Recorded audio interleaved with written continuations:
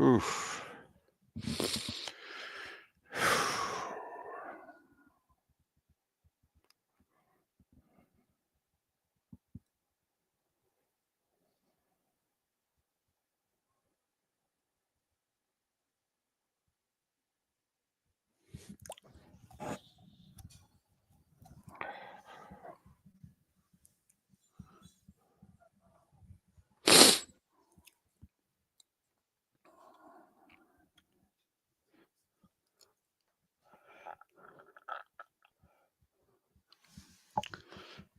Boy, it's 2-0, and Florida doesn't have much going, and then Nope. sudden Carolina just commits a penalty.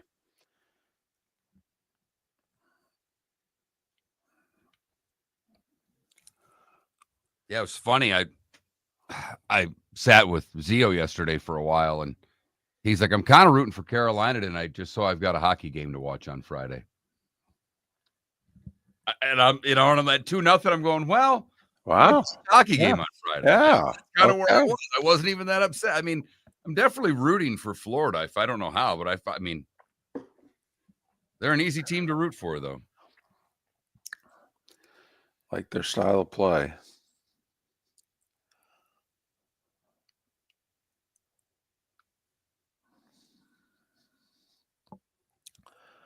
Oh, Coffenbach, you're just now being made aware of that story? Yeah,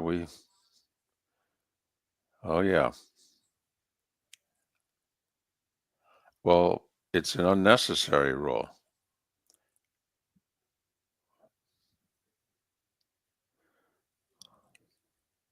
Yeah, it happened over the weekend. Sunday. I think it took Toe this many days to be able to talk about it and not lose his mind.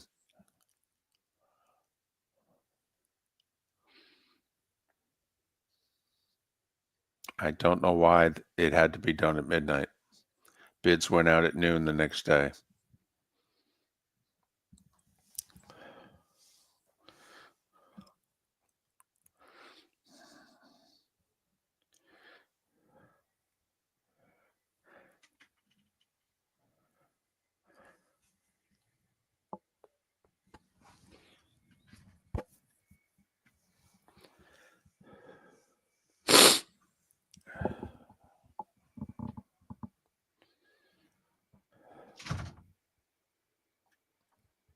Mother God.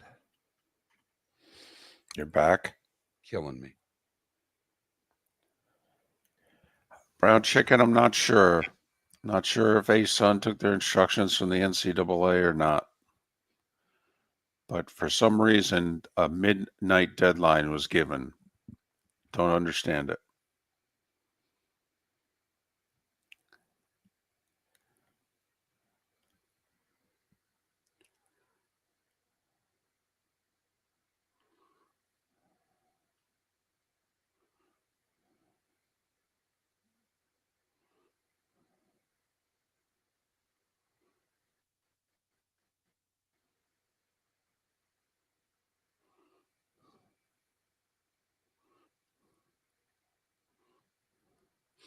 Ambient, I'm going to ask you a very simple question. How many people do you think care about that factoid?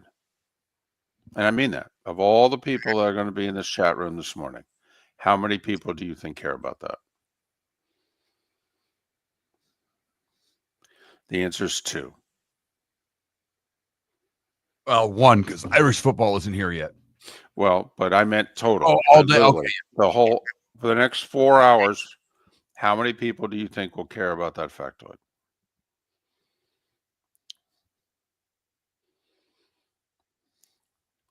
Oh.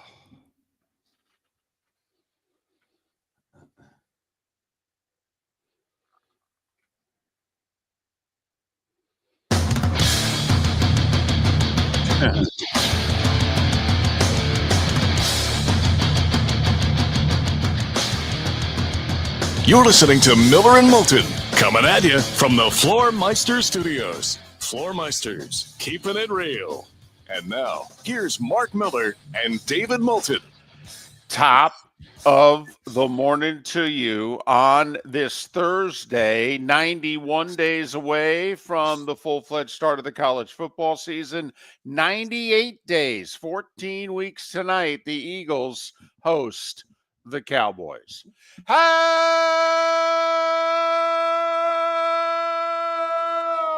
the heck are you? Miller and Moulton. MillerandMoulton.com, Miller_Moulton on X. Thanks so much for being with us. Top of the morning to you, Mark. How are you? I'm doing great. Good morning. Thought we were going to have hockey on Friday.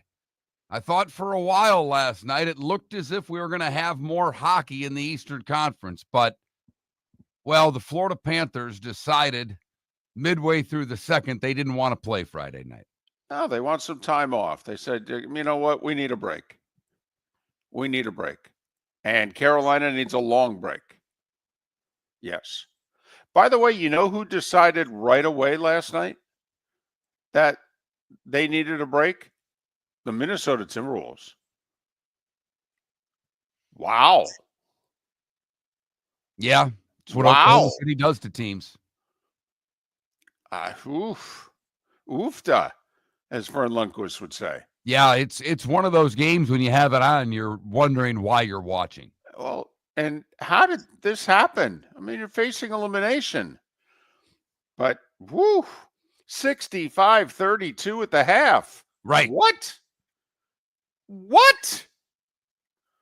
Man. Mark, at what point do you think people are going to acknowledge that Oklahoma City's good?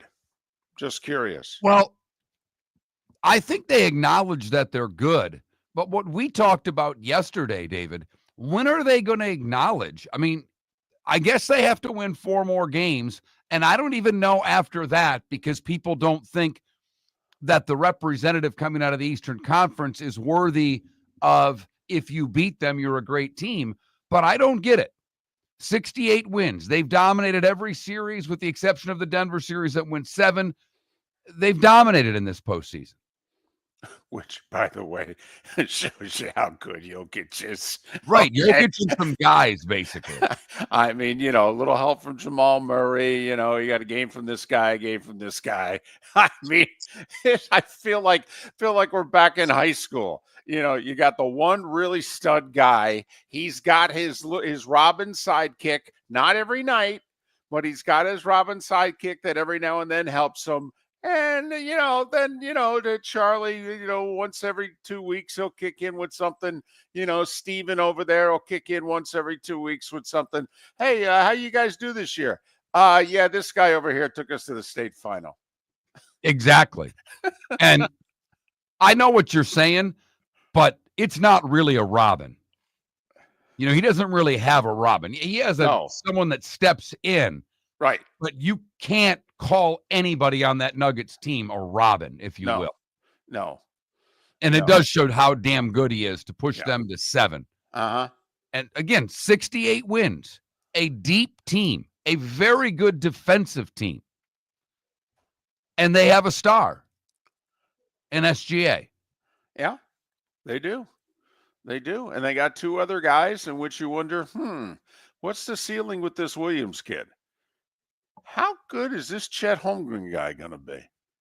Because at times he's really good now. So, yeah, no doubt.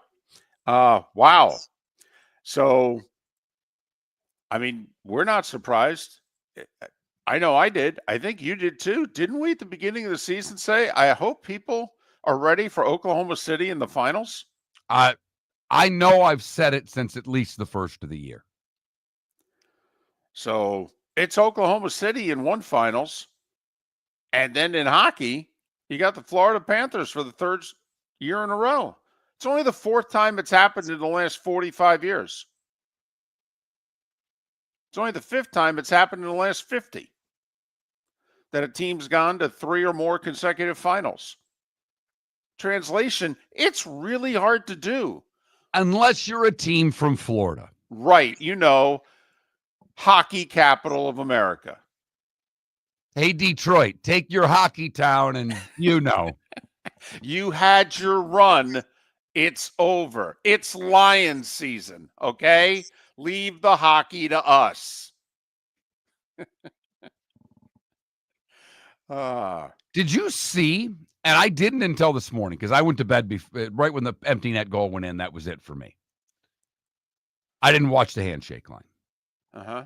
This morning, going through my different news sources and things that I look at, it was a very long conversation between Paul Maurice and Rod Brindamore.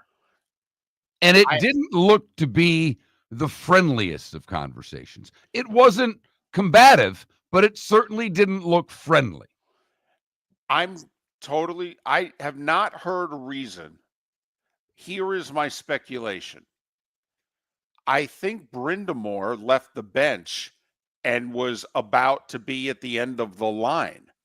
Paul Maurice has come out during these playoffs. He's apparently believed this for a long time, but Paul Maurice has decided this year he and his staff are not participating in the handshake line. Okay, he did with John Cooper and the Lightning, and that's apparently the last time he's going to do it. He doesn't feel the coaches should be in the line. It should be the players.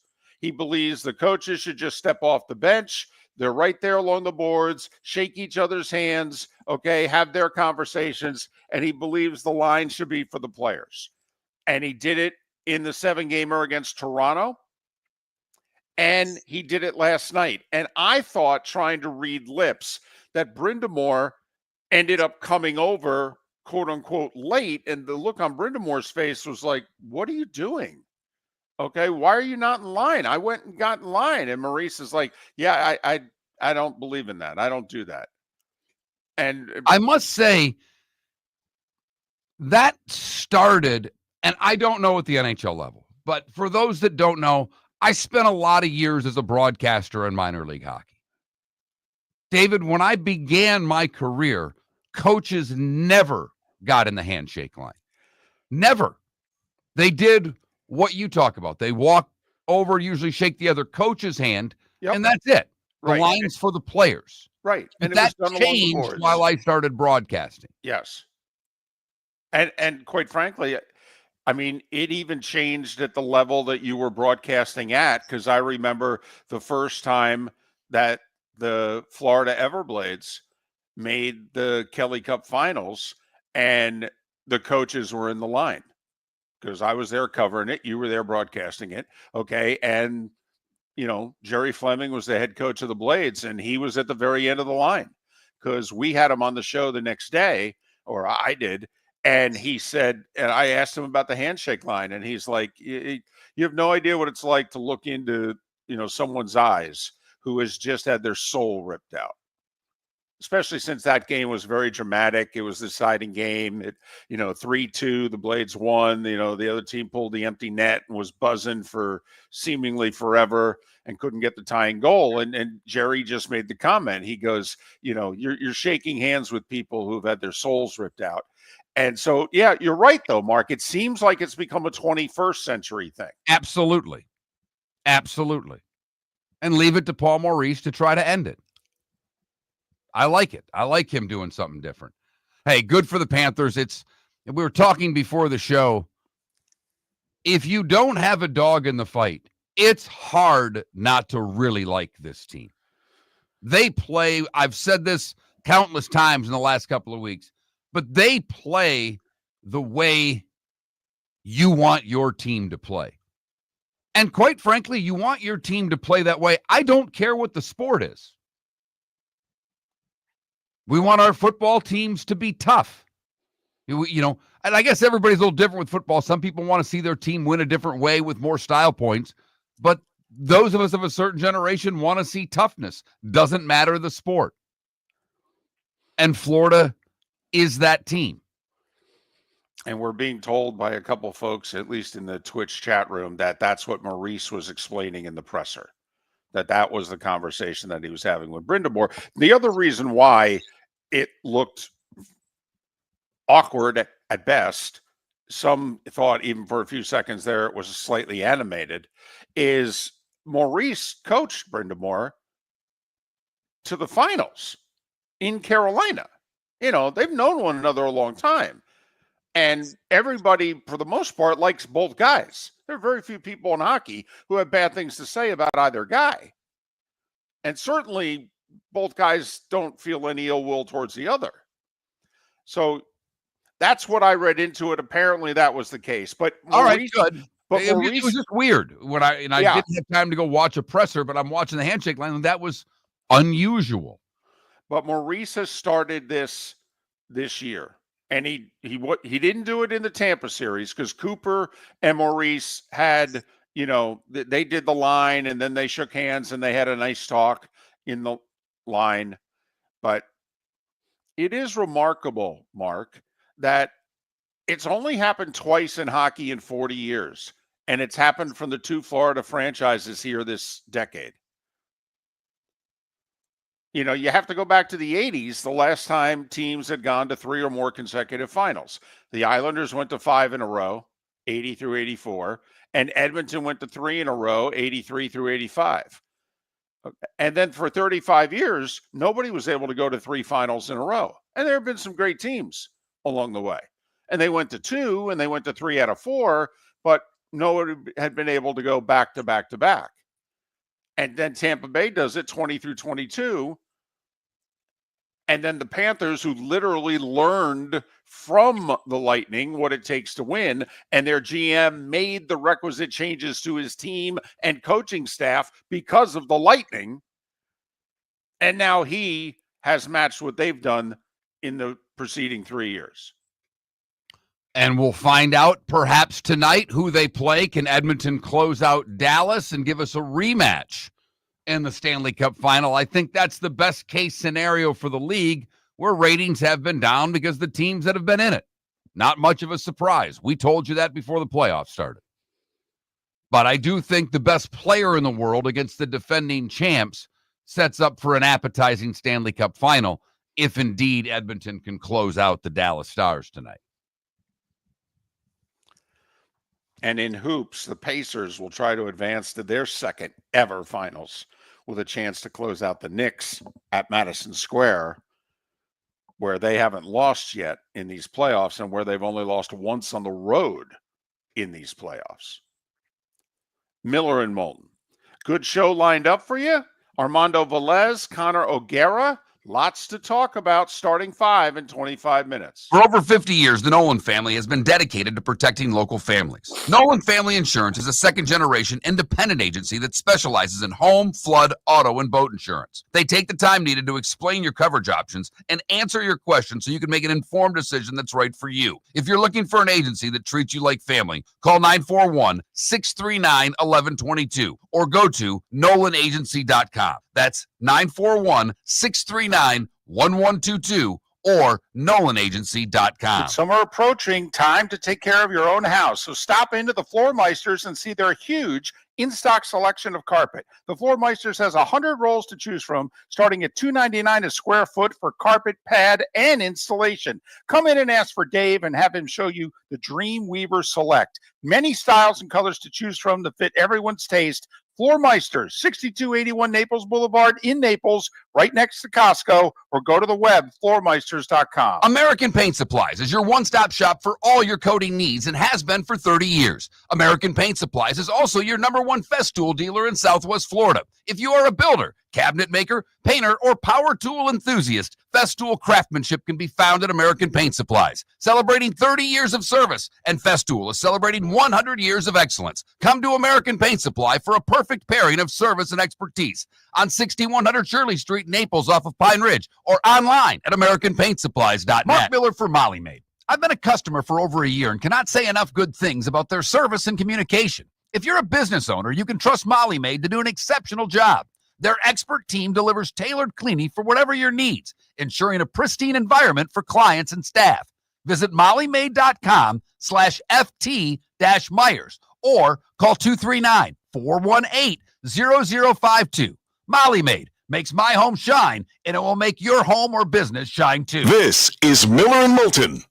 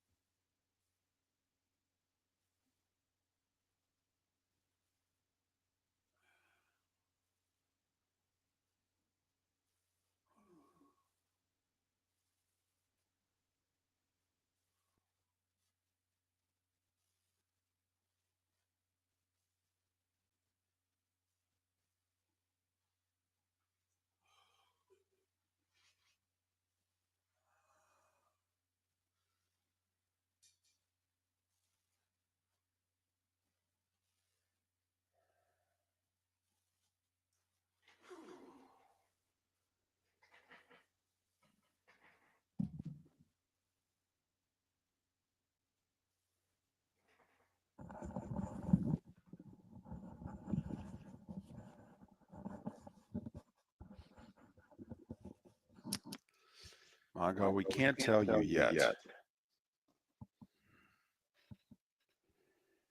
Because I think he's making it today.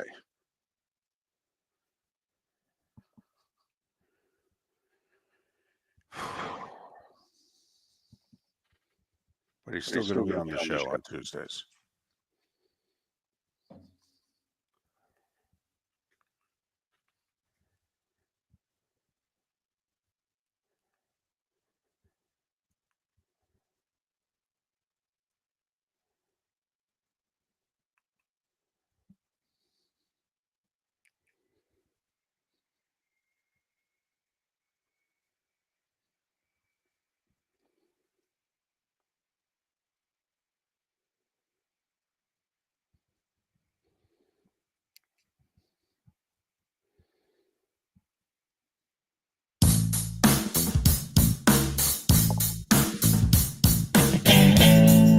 Welcome back to Miller and Moulton. Text the guys what's in your mind at 21,000. That's 21000. And now, here's David Moulton.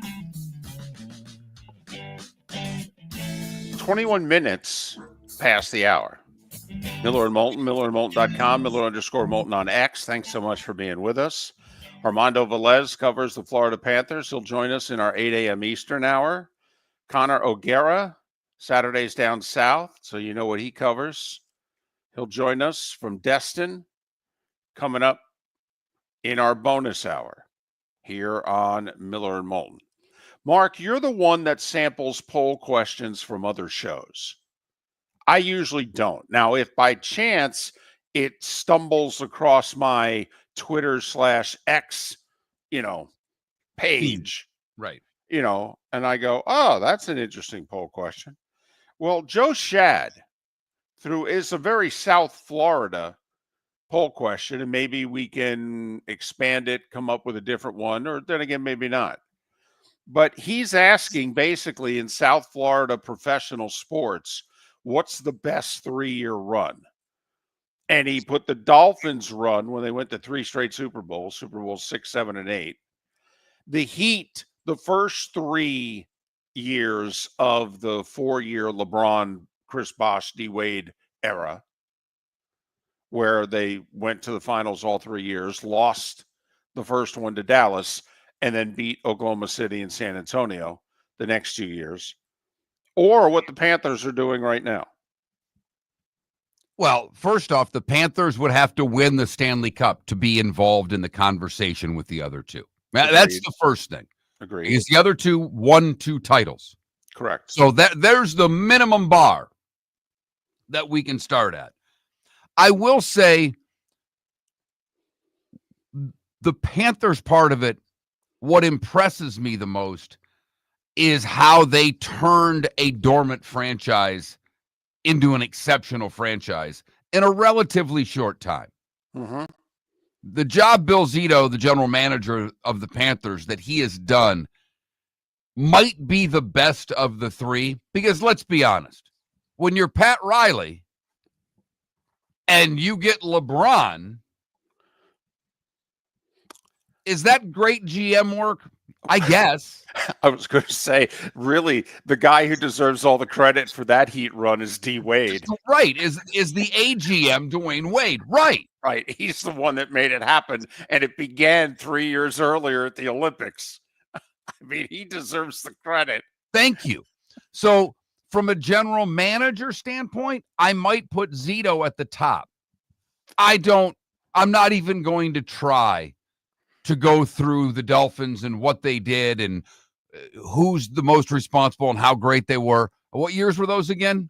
It was 71 through 73, Super Bowl 6, 7, and 8, a loss, a win, and a win. Remember, the middle team went undefeated. No one's done it since. Right.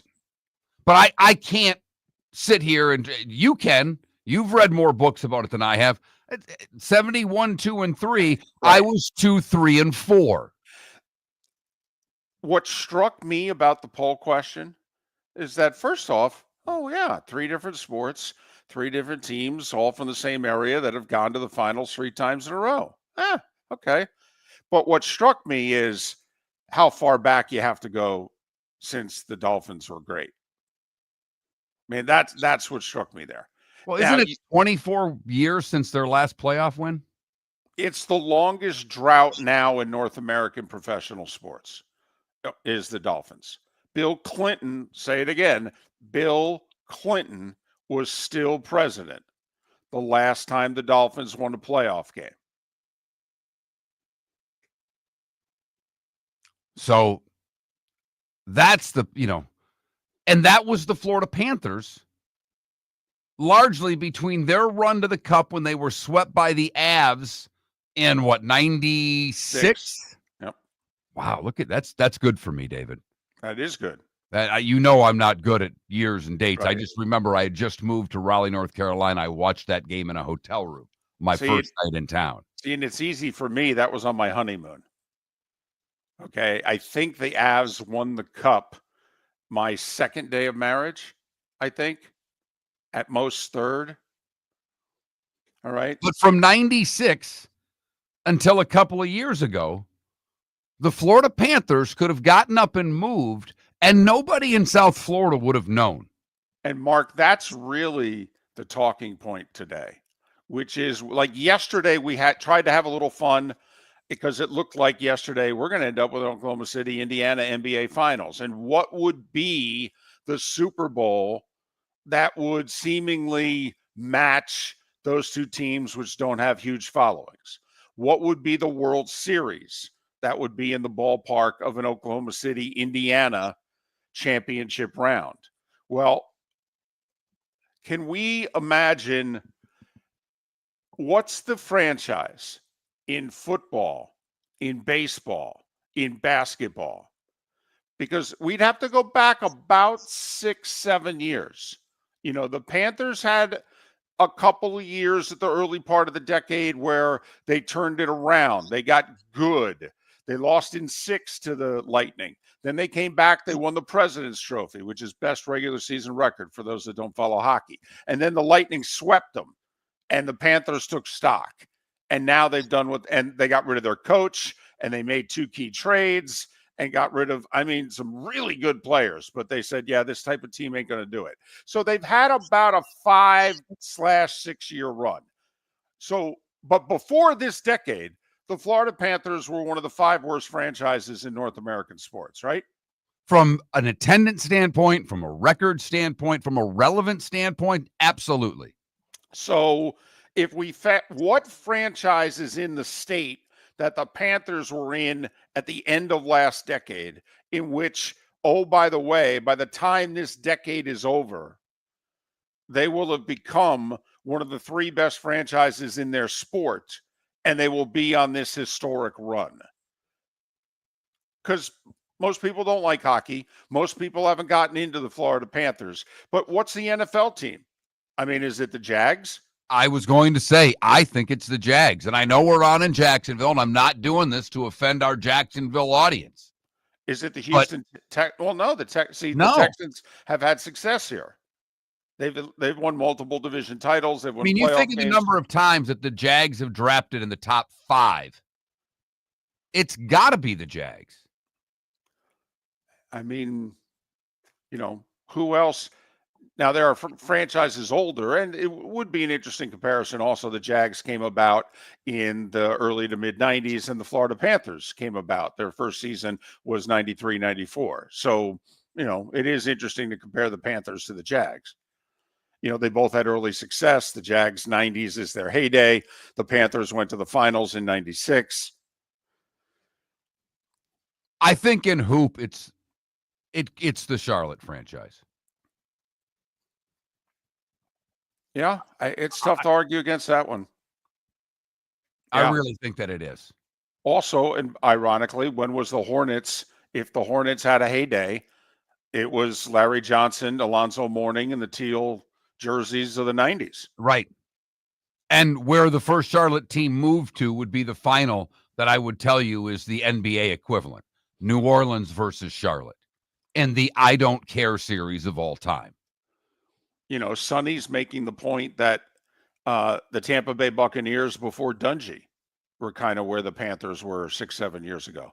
That was a 15-plus year drought there for the Buccaneers. It was really, really, really bad. Wow. Whew.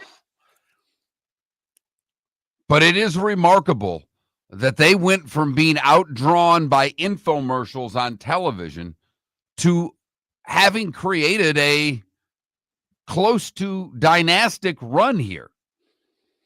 And ladies and gentlemen, he's not joking. That's not a punchline. 6-7 years ago, I forget what year it was, but we had the ratings.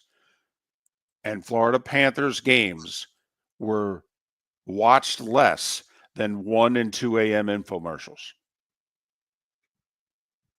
There wasn't a game you couldn't get a ticket 5 minutes before. And mostly that was the visiting crowd. And Bill Zito, as the general manager, like David said, they won the President's Cup. And then they turned their team completely around to make it better for the playoffs. And wow. Southwest Florida's scorching heat is on its way. Stay cool with Air Advantage. As a proud Rheem Pro partner, Air Advantage delivers top-notch air conditioning solutions to keep you cool and comfortable. Right now, enjoy 18 months, no interest, no payments on qualifying systems. Call 433-4635 today for expert installation and unbeatable comfort all summer long. Online at myairadvantage.com. Air Advantage. Call today, 433-4635. Whether you're chasing peak performance, reigniting intimacy, or simply want to feel your best, Game Day Men's Health creates customized game plans to optimize your health. Call 239-427-3441 for our Bonita Springs and Naples location to set up your free testosterone test and consultation. Mention Miller Moulton Radio Show for 10% off your service. Find your maximum self with Game Day Men's Health, Bonita Springs and Naples, Florida. Call 239-427-3441 today. With summer approaching, time to take care of your own house. So stop into the Floormeisters and see their huge in-stock selection of carpet. The Floormeisters has 100 rolls to choose from, starting at $2.99 a square foot for carpet, pad, and installation. Come in and ask for Dave and have him show you the Dream Weaver Select. Many styles and colors to choose from to fit everyone's taste. Floormeisters, 6281 Naples Boulevard in Naples, right next to Costco, or go to the web, floormeisters.com. Mark Miller for Sleep Treatment Direct. They are helping me with sleep apnea. And by helping me, I mean curing me. No more CPAP machine. No more snoring. No more tossing. No more waking up exhausted. Their expert team got me the right treatment, fast and hassle-free. If you want to feel energized and get rid of your snoring, call Sleep Treatment Direct today.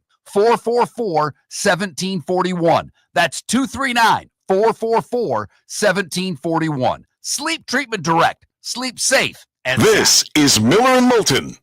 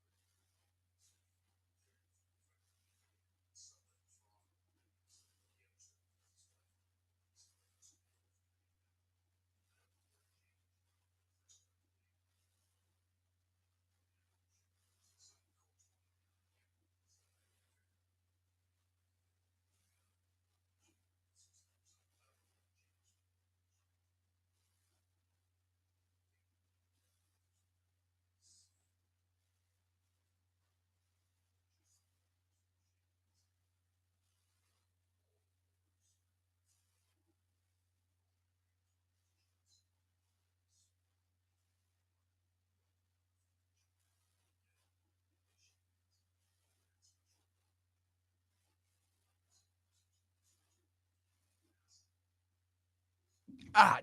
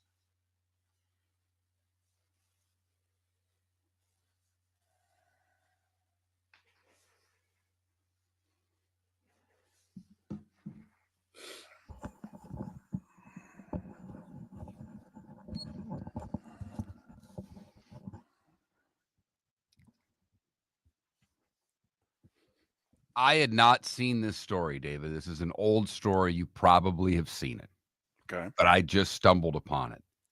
Okay. Do you know how Gary Player picks his partner for the father-son tournament? No. All right. There's your tease for the coolest thing I've seen today. Awesome. I love him. He's turning 90, isn't he? Yeah. Bless him.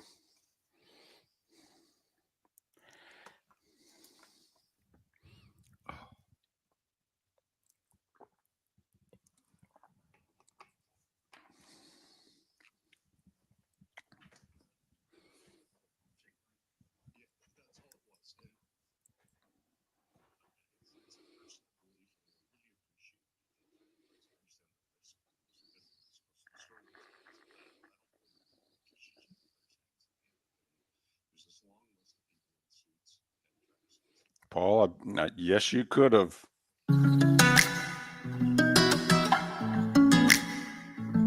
Welcome back to Miller and Moulton. Text the guys what's in your mind at 21,000. That's 21000. And now, here's David Moulton. 22 minutes until the top of the hour. Armando Velez at 8 a.m. Eastern. The Panthers back in the Stanley Cup Finals. Connor O'Gara was at SEC Media Days in Destin. He will join us to talk about, well, more news, more thoughts, more opinions from people in a position of authority, at least, power, worthy of a camera and a microphone put on them, and what's going to happen.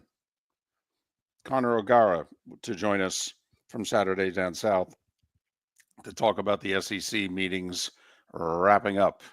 Right now it is time for The Starting Five. 5 big stories you need to know. Here is the Starting Five. And we'll start with hockey. Panthers win the Eastern Conference Championship for the third year in a row. They dispose of Carolina in 5 in the conference final. Was not easy, however. 5-3 final. They trailed 2-0 early second, and they're getting dominated. And then they get a power play. And everything changed. Goal. 30 seconds later, goal. 4 minutes later, goal. And next thing you know, the Panthers are up 3-2. And then they're in control. Rest of the second period, first third of the third period. This sucker, they're going to throw an empty netter in. This baby's over 4-2. Carolina says, not so fast, my friend. Carolina ties it at 3, and we're going end to end. We don't know how this game's going to turn out. Bob had to make some big saves. But we've been talking about this Barkov guy. I think it's the best assist of the playoffs so far. It's ridiculous, the strength and skill that was on display to set up Verhaeghe with the game-winning goal. Ridiculous. He literally fends off a 215-pound defenseman with one arm and grabs him and holds him on his hip in the corner, changes direction with one arm, then stick handles the puck towards the goal, then decides he's going to let go of the defenseman, put his second hand on the stick. Why? Because the other defenseman came over and he's about to get hit and he needs to stick handle through that guy.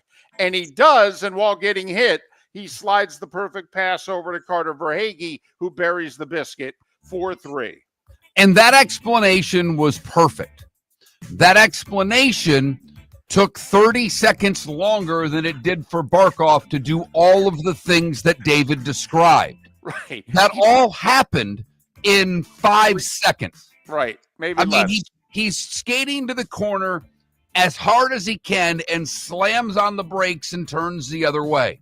His ability to change direction and keep balance while having the strength on his stick to make that play is something else. The strength and skill involved, ridiculous. Verhaeghe, who all he does is score big goals, ends up with the game winner. Bennett with an empty netter coming out of the penalty box. Panthers had to kill 3 minutes to go, 1 goal lead, and they got to kill a 2-minute power play where Carolina pulls their goalie to make it a 6-on-4. Oh, by the way, Rodriguez scored for Florida. That was his first playoff goal. That's another Panther goal scorer in the postseason. I can't believe it's taken Rodriguez that long. I know, because he's played so damn well. But he got put up on the top line last night, and it paid dividends. I think it's the 19th Panther now to score in the playoffs for them. 5-3 Florida, and they'll await to see who they play. It looks as if it'll be Edmonton, and it could be Edmonton as soon as tonight. Oilers up 3-1 on Dallas. 8 o'clock ESPN. Could we have a rematch in the Stanley Cup final for the first time since 2008, 2009, when Detroit and Pittsburgh played in back-to-back years? 2 other hockey notes. Edmonton's going to be without Zach Hyman, who's the second-line forward. He took a check from Marchmont. Looks like he broke his wrist, and he had to have surgery immediately, and they said it's likely that he's out for the year. We'll see if he tries some dramatic Game 6, Game 7 of the Stanley Cup Finals comeback, but if you can't hold your stick, it's pretty difficult to play hockey. That is a huge blow to the Edmonton Oilers. I still believe they'll get past Dallas without him, but it really hurts them in the final because he's a 200-foot player, a goal scorer, had what do you have, 70 goals last year between the regular season and playoffs? Mm-hmm. That is a big part of that Edmonton team. They will miss him immensely. And we always talk about the injuries that come out of the Stanley Cup playoffs that we don't know that guys are playing through in the playoffs. And then we find out about surgeries 10 days after their season ends. Yeah, Winnipeg captain Adam Lowry had hip surgery. He's out 6 months. He didn't miss a shift in the playoffs, by the way. Not a shift. Take this load management and right. NBA. Boy, you figure Minnesota facing elimination. No, they had already made their reservations. They were done. Oklahoma City led 26-9 after the first quarter, 65-32 at the half. SGA with 34. Thunder shot 52%. OKC wins by 30, 124-94. They beat the T-Wolves in 5. Second straight year the T-Wolves make it to the conference finals and lose in 5. It's the Thunder's second ever trip to the finals. Durant, Westbrook, and Harden lost to the Heat. Favored, by the way, with home court. Lost to D-Wade, LeBron, and Bosh and the Heat back in 2012. Do the Pacers join the Thunder in the finals tonight? It would be just their second ever NBA finals. They're up 3-1 on the Knicks. They won both games at Madison Square already. They're 4.5-point underdogs tonight, according to Vegas. Could be the last game for TNT. 36 years broadcasting the NBA. 8 o'clock tonight, the Eastern Conference Final, Game 5. Baseball. Rays. Brandon Lau, Junior Caminero. Both hit homers in a 3-run fourth inning. Tampa Bay 5-0 over the Twins. Yanks have won 8 of 9. They beat the Angels 1-0. Did you hear the stat about the Angels, Mark? Talk about a statistical quirk. The game last night wraps up 26 consecutive games for the Angels in the state of California. Wow. Never before in their history have they played that many consecutive games in their home state. All right. That is a statistical quirk.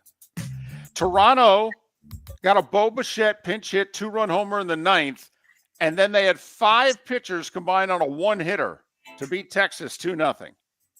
Red Sox got swept in Milwaukee. You got to wonder if they're going to make a major change here. And I don't know if it means get rid of Cora or if it means move Devers or what. And Devers is pounding the ball. But we all know what's going on with Devers. All right. Just wonder if Boston's – they're 4 games below 500 now. Season beginning to slip away. Brewers in 10 innings, 6-5. Cardinals over the Orioles, 6-4. Mason Wynn with 4 hits. Cardinals, a season high, 8 games above 500. Good for them. Rockies lost again. Cubs. Pete Crow Armstrong with his 15th homer. Cubs 2-1 over the Rockies. Their lead is 3 in the Central. Rockies are 9-47, and now they head to New York to play the Mets. Mets lost to the White Sox 9-4. Benintendi with 3 hits and 4 RBIs. Braves and Phillies rained out. They'll play a double dip today. Marlins rally, 5 in the 5th, 3 in the 8th. Avoid the sweep in San Diego, 10-8. Cleveland, they beat the Dodgers thanks to 5 in the 8th, 7-4. Tigers with 4 in the 5th, and they hang on. They sweep the Giants 4-3. That's an impressive sweep. That's a pretty good team they just swept. Skeens through 6 2/3 shutout innings. Pittsburgh scored a bunch of runs late again and beat Arizona 10-1.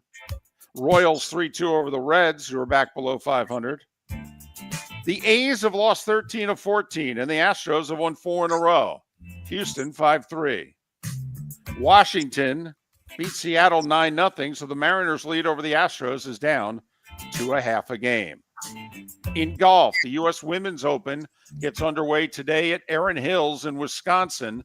It's where Koepka won his first U.S. Open in 2017. It's a wide, long course with some tricked-up greens. PGA Tour, they're in Ohio for Jack's tournament, the Memorial, where Scheffler's the defending champ. Man, is he playing a lot of golf.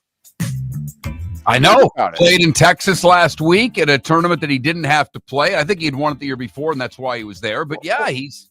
Well, think about it. He played the Texas event before the PGA. Right. Obviously played the PGA, then played the Texas event after the PGA. Now he's playing the Memorial. He'll take a week off and then play the U.S. Open. Yep. And then I don't know how much golf he's going to play. He'll probably play a tune-up event before the Open Championship, and then we'll probably see him again in the FedEx Cup. And then when all of us have stopped watching golf. Tennis, not much happened at the French Open yesterday. Top seeds on the men's side, Sinner, Zverev, and Djokovic. The 1, 3, and 6 seeds are all in action today.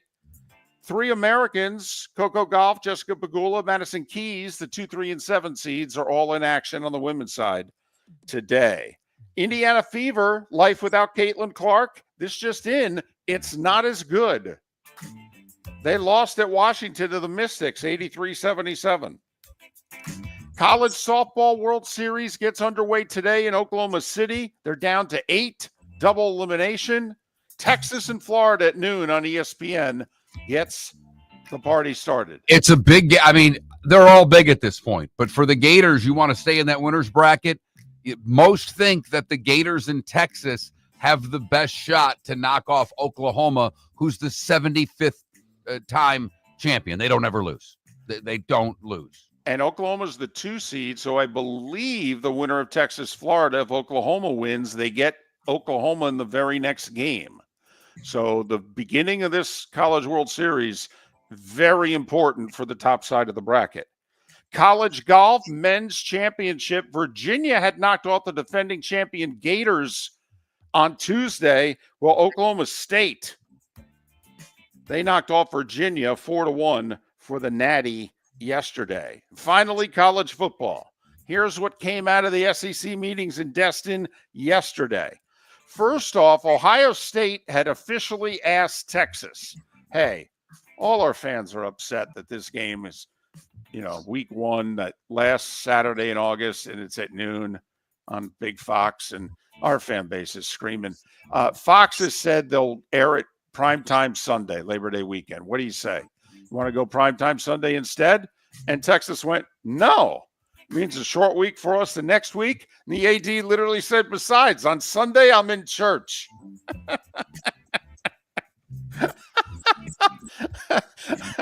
That's Chris Del Conte with that quote. That's a pretty good one. So the game's staying at noon on that last Saturday in August. And man, are they unhappy in Columbus.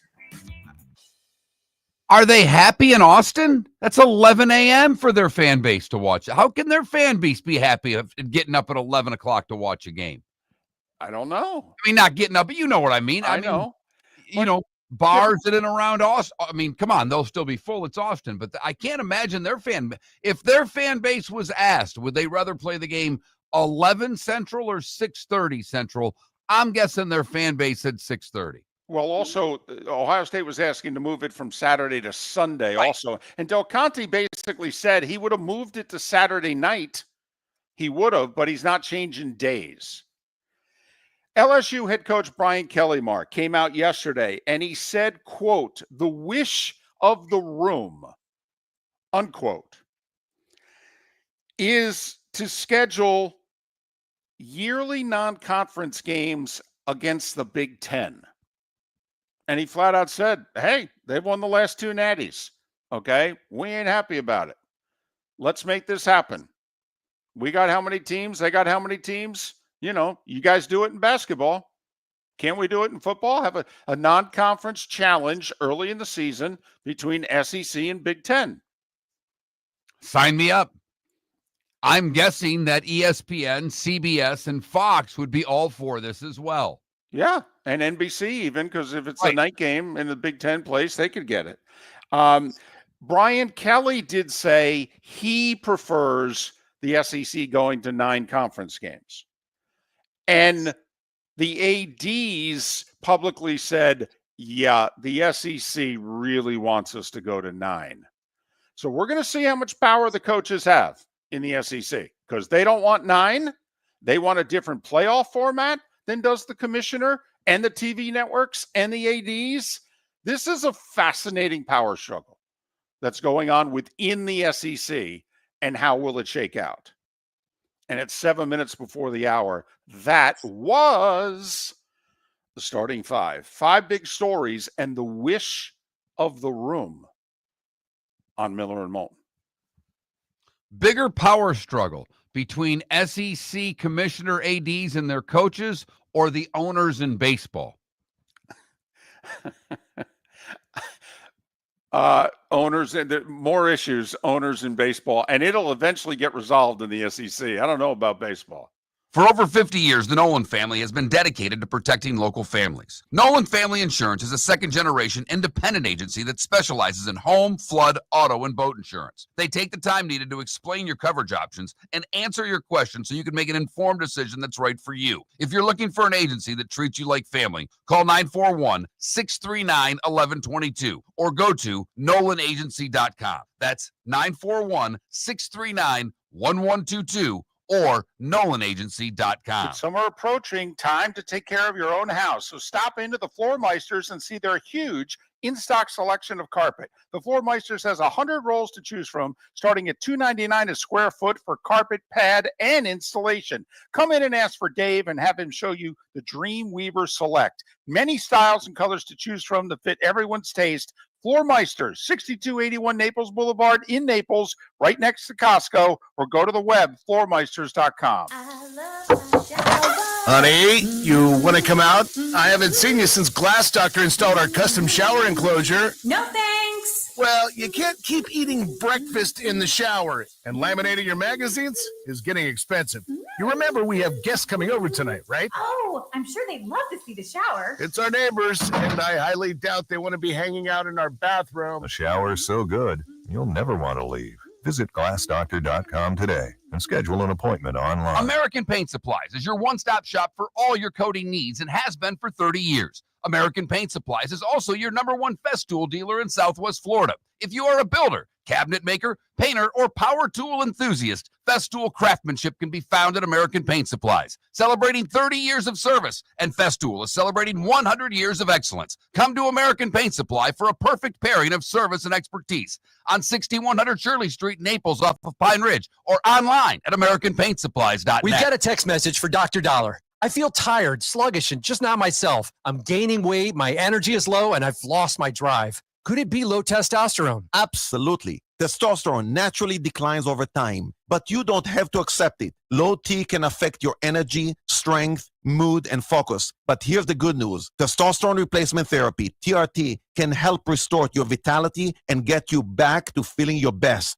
Imagine waking up strong, sharp, and energized, ready to take on the day like you used to. At Revitalize Clinic, we specialize in physician-guided, American-made TRT designed just for you. Take control of your health today. Call Revitalize Clinic at 239-277-5770. Visit revitalizelounge.com or text Dr. Dollar directly at 239-980-2302. Feel like yourself again. Testosterone replacement therapy, because your best years are behind you, they're just getting started. Text Dr. Dollar now at 239-980-2302. This is Miller and Moulton.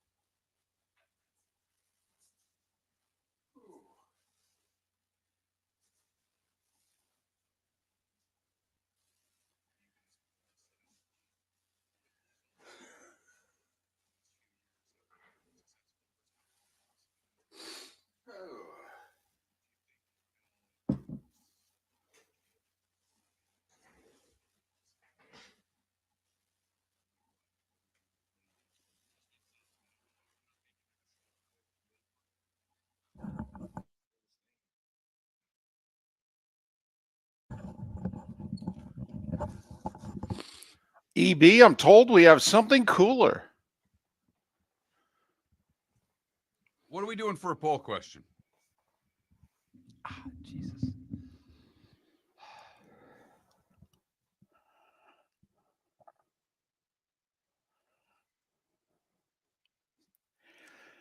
Tuesday was National Burger Day, comma. No.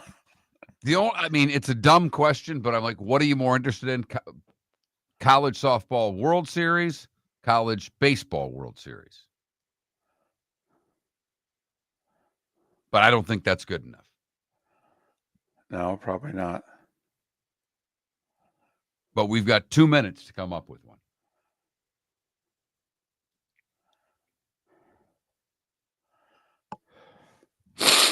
Huh.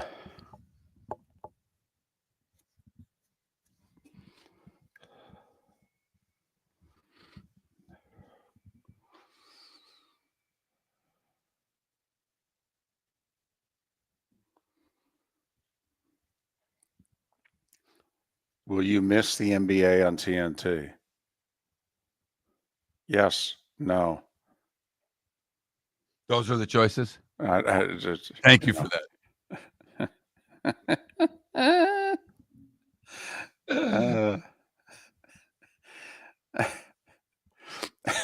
Deadstruck, Chick-fil-A, Popeyes, or KFC. Sure, we can go chicken.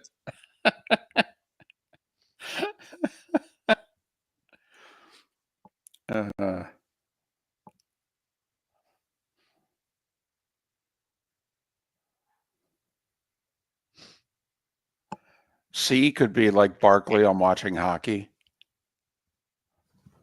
But I'm bummed. Should coaches be in the handshake line? I saw Maurice's 2-minute soundbite about it. Yeah, I was watching it, but I didn't get through the whole thing. We had to come back and do this show. Does get in the way, doesn't it?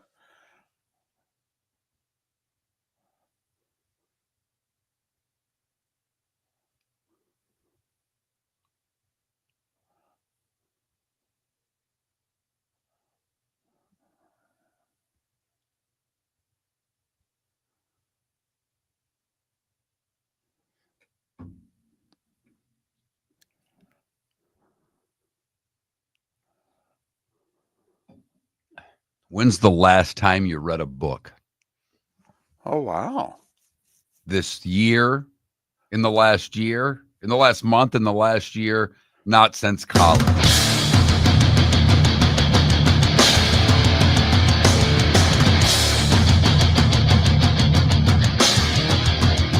You're listening to Miller and Moulton, coming at you from the Floormeister Studios. Floormeisters, keeping it real. And now, here's Mark Miller and David Moulton. Hour 2 of Miller and Moulton on this Thursday. Armando Velez, who covers the Panthers, to join us 1 hour from now. Connor O'Gara, who covers college football and was at the SEC meetings, to join us coming up at the top of our bonus hour. So we've been debating a poll question, from the silly to the nitty-gritty sports to hopefully something in between, because that's usually the ones that you like the most. Or we could go with a non-sports question. Those are the ones you really like the most. By the way, and I must have not hit the right button because there's still time to vote on yesterday's poll question, and that should have been done a while ago. But it was, which city sports teams do you root against the most? And Boston was winning heavily throughout the whole show. Yeah. They did not win and did not come close. New York ended up overtaking them by 5 percentage points. So New York is the city that you root against the most. Boston was next, LA third, and Philly fourth. I was kind of surprised by that. I thought there'd be a little more hatred for Philly, considering, well, they're good right now. Yeah, I thought there'd be more angst towards Philly than LA teams, but okay. I forgot to share this story yesterday, David. I had something happen after the show, immediately after the show on Tuesday.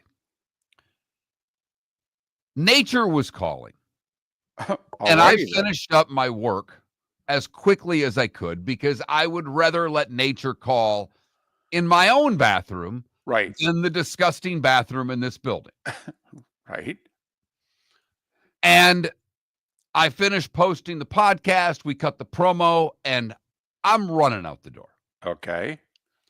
I get to the light where I make a right turn, and they have added this wonderful feature to the light that doesn't allow you to turn red when the left arrow the other way is going, because a lot of people make U-turns, and we can't figure out how to wait for the car to make a U-turn in order to make our right turn. It seems like it's a simple thing, David, but it's not. So the no right turn sign comes on, light comes on while the arrow is there. Right. There were 4 or 5 cars making lefts. After they all made their left and there was no traffic, I said, screw it. I got to get home, and I got to go now. I got to go. So I make the right, and there's a slight bend 200 yards from the corner, and the road veers right, and there are trees. And as soon as I start veering, I see a sheriff's patrol car. Uh-oh. And I went, crap, he's got me. That's why he's there. I know exactly what he's doing. So I pass him. He immediately gets out. And within 5 seconds, the lights are on. And I mean, I pull over and stop, as probably the fastest pull over and stop that this officer's ever seen in his life. Right. By the time he's there, I've got registration, I've got insurance, I've got a driver's license. I'm ready to go.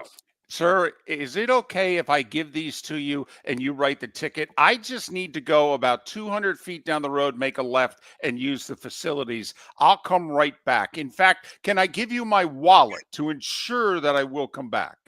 The officer comes to the car and he says, do you know why I'm pulling you over? I said, I know exactly why you're pulling me over. I couldn't wait, sir.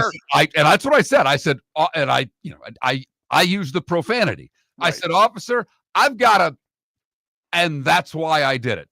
And he kind of looked at me, and he didn't laugh. He didn't smile, nothing. Figured it was just an excuse. He goes, I'll try to make this quick for you.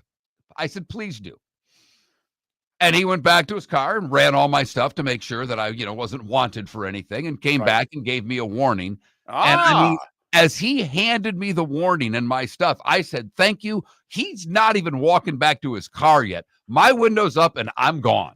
Well, and it's dangerous. You can't peel out and have rocks fly in. No, or no, anything none like of that. I mean, I let him get close, but I was gone. I'm like, I mean, I got to get home. This can't be English Town and the drag racing nationals. You can't pull a John Force here. No. You got to go, but you can't go.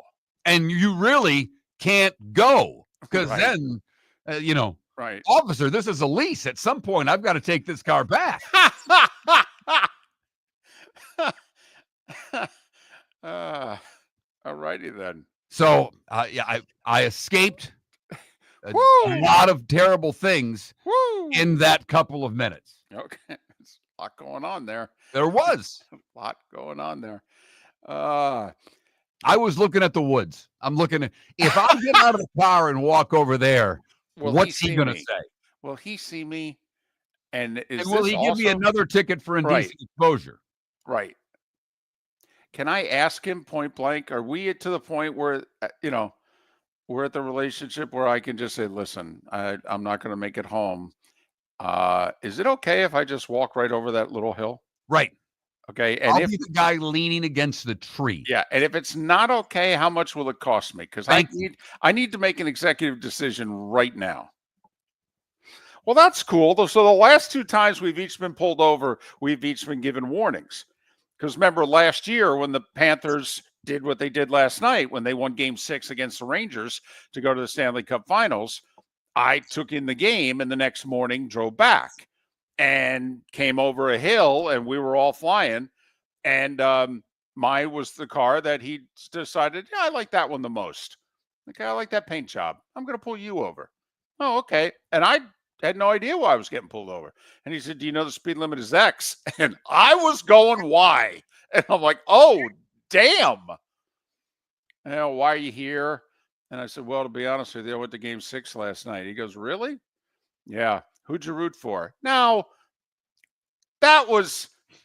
That's a leading question right there. I don't know if in court he could have asked that question, David. If anybody wants to know how honest I am to a fault, that's it. I'm staring and I'm staring at a ticket here. Okay. I'm going 15 plus miles an hour over the speed limit. If he wants, he could even do reckless driving. Okay. I mean, this one's going to cost me some money, never mind some points. And he asked me, who'd you root for? And I know if I give a certain answer, I'm going to get out of this ticket. And I looked right at him and said, sir, I grew up in Jersey. I'm a Rangers fan. I got to be honest. I was rooting for the Rangers. And he, to his credit, shook his head, laughed, and said, son, wrong answer, and turned and started walking away. And I'm laughing. He delivered it so well. He comes back like 3 seconds later. He goes, you've already suffered enough for one trip. Could you just take it slow going home? How long did it take you after the warning to start driving 10 to 15 miles over the speed limit? Because it's not a short drive from South Florida to Jacksonville. How long did it take you to start driving the way you drive? Because you drive quickly. I do. We were not on 95 yet. We were on, a multi-lane road that leads to 95, but I think I was like 5 to 7 miles away from 95. So once I got to 95, then, I'm at a local jurisdiction. Now I'm dealing, we're fine here. Right. I mean, you got to go like 94 to get pulled over at this point. So, okay, I'm good. I can cruise in the middle lane doing 80 something here on this road. I'm good. So I still want the ability. It's my citizen's arrest that I want to make for the car driving slowly in the left lane. There's nothing that drives me more nuts. Well, there is one thing that drives me more nuts than the car going slowly in the left lane. It's when you try to pass the car that's going slowly in the left lane and you go to the center lane and that car doesn't want to get passed. Right. And then speeds up to not let you around it. And then when you go behind it, they slow right back down because there's traffic or whatever. It infuriates me. I've gotten better about not yelling in the car and not yelling at other drivers. I try to keep road rage to a minimum. Right. I've started to do play-by-play in the car. Oh, whatever works. I got snaked for a parking spot last week. Wife and I were going out to get a bite, and I have my blinker on. There's a car backing out. Very crowded mall restaurant area. Parking's a mess. It's a Friday night. And a car backs out, and this younger woman just jammed herself in the parking spot while I'm there with my blinker on waiting patiently. Right.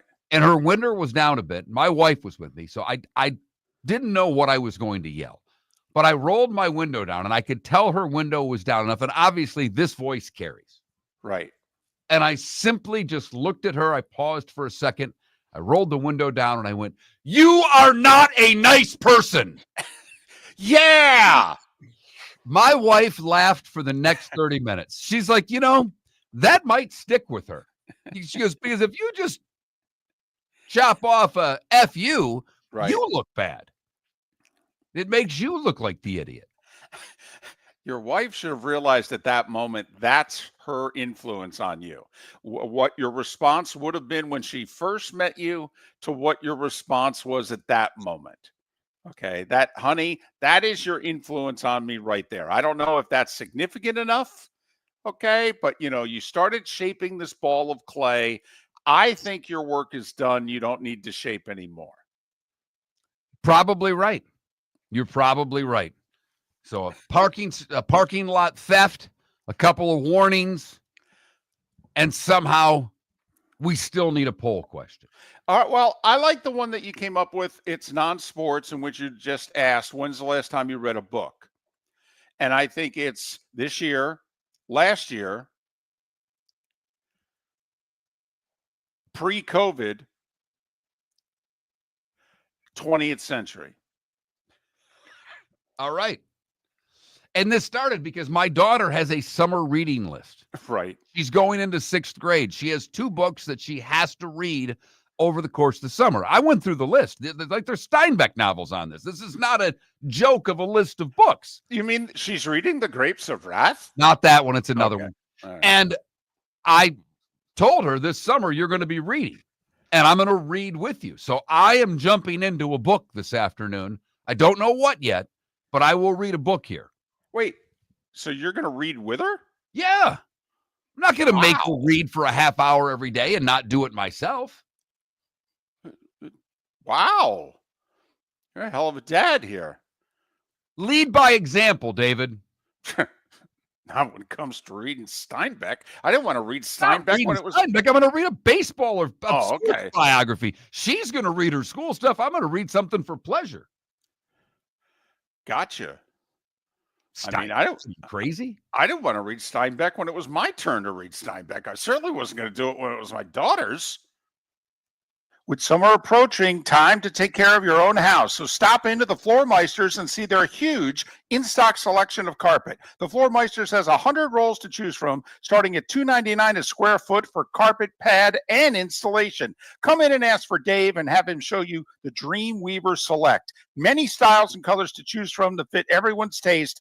Floor Meisters, 6281 Naples Boulevard in Naples, right next to Costco, or go to the web, floormeisters.com. American Paint Supplies, celebrating 30 years in Naples, is proud to be the exclusive Farrow & Ball dealer in Southwest Florida. The best thing to come from the UK since the Beatles, Farrow & Ball has the colors and paints at American Paint Supplies. See why all the designers and painters choose Farrow & Ball. For 30 years, American Paint Supplies provides the perfect pairing of service and expertise. On 6100 Shirley Street in Naples off of Pine Ridge, or online at AmericanPaintSupplies.net. American Paint Supplies is your one-stop shop for all your coating needs. Whether you're chasing peak performance, reigniting intimacy, or simply want to feel your best, Game Day Men's Health creates customized game plans to optimize your health. Call 239-427-3441 for our Bonita Springs and Naples location to set up your free testosterone test and consultation. Mention Miller Moulton Radio Show for 10% off your service. Find your maximum self with Game Day Men's Health, Bonita Springs and Naples, Florida. Call 239-427-3441 today. Mark Miller for Molly Maid. I've been a customer for over a year and cannot say enough good things about their service and communication. If you're a business owner, you can trust Molly Maid to do an exceptional job. Their expert team delivers tailored cleaning for whatever your needs, ensuring a pristine environment for clients and staff. Visit mollymaid.com/FT-Myers or call 239-418-0052. Molly Maid makes my home shine, and it will make your home or business shine too. This is Miller and Moulton.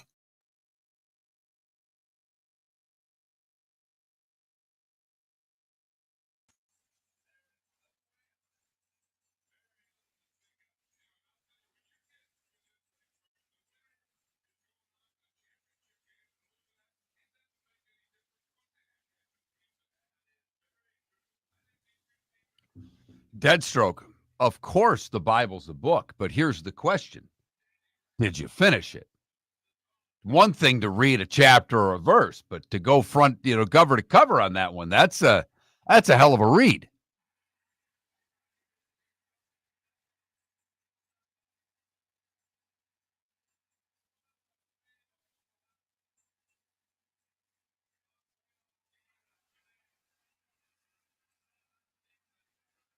My wife did what the Bible in a year. It was like a podcast every day, a different thing that she listened to.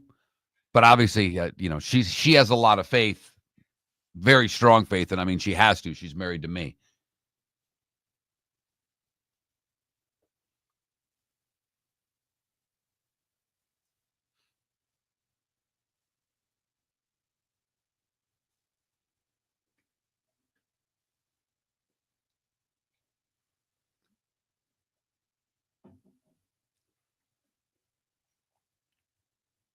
I don't know if it was one of you in the Twitch chat room, because I know some of you text me separately, but someone yesterday, because you brought up Phil Steele there, DC, someone made the comment when we had Forsland on that Forsland sounds like Phil Steele. And I'm like, man, is that spot on?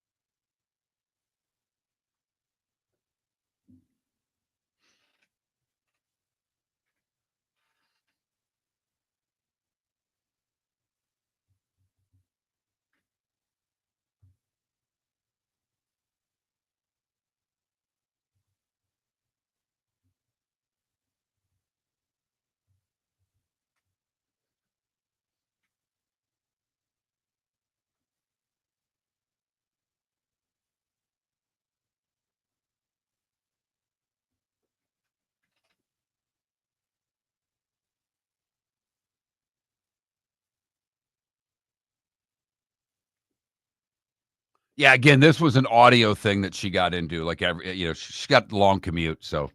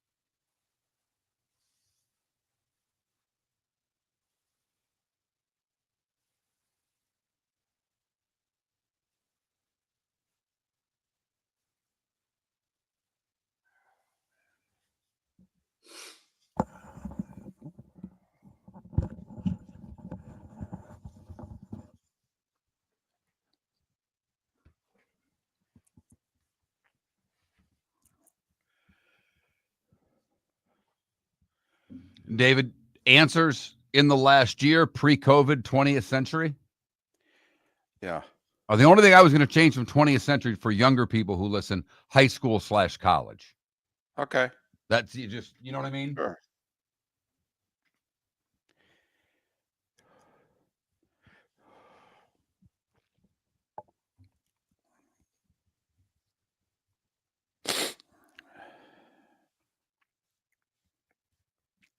My buddy thinks one of our options should have been what's a book? I thought about it myself. I got the coolest thing here. You're listening to Miller and Moulton. And now, here's Mark Miller and David Moulton. 21 minutes past the hour. Miller and Moulton, millerandmoulton.com, Miller_Moulton on X. So is that what we went with as a poll question? We Reading the did. book? When is the last time you read a book and finished it? That's a key part of this, because I have read a handful of books in the last few years that I read 200 and some pages and don't finish the damn thing. Put it down and quit. I did that with our buddy's book and never finished it because he got into a lot of his cancer stuff and it was just tough. Right. And I put it down and never finished it. The stories before that were terrific. But I read a book. I have read a book in the last year. My cousin, my wife's cousin, sent me a book about the Stroh's family, Stroh's beer. And the daughter, one of the heirs to it, and they pissed away all their money. It was a wild story. And she's a few years older than I am, from suburban Detroit. Did about they really? Stroh's family. Oh, yeah. Oh, wow. Yeah, it's gone. Done. I mean, an amazing story of wealth disappearing because of family ignorance. Darn. Called Beer Money, I believe is the name of the book. It was pretty damn good. Easy read. Can I have one question answered before I answer our poll question? Does Phil Steele count as a book? No. Okay. No, it does not count. It's a magazine. I just needed it clarified. That's all. It would have changed my answer. That's all. So I just needed to know. Fair enough. I went pre-COVID last time I read a book. Do you know what it was? Yes. I forget the guy's name.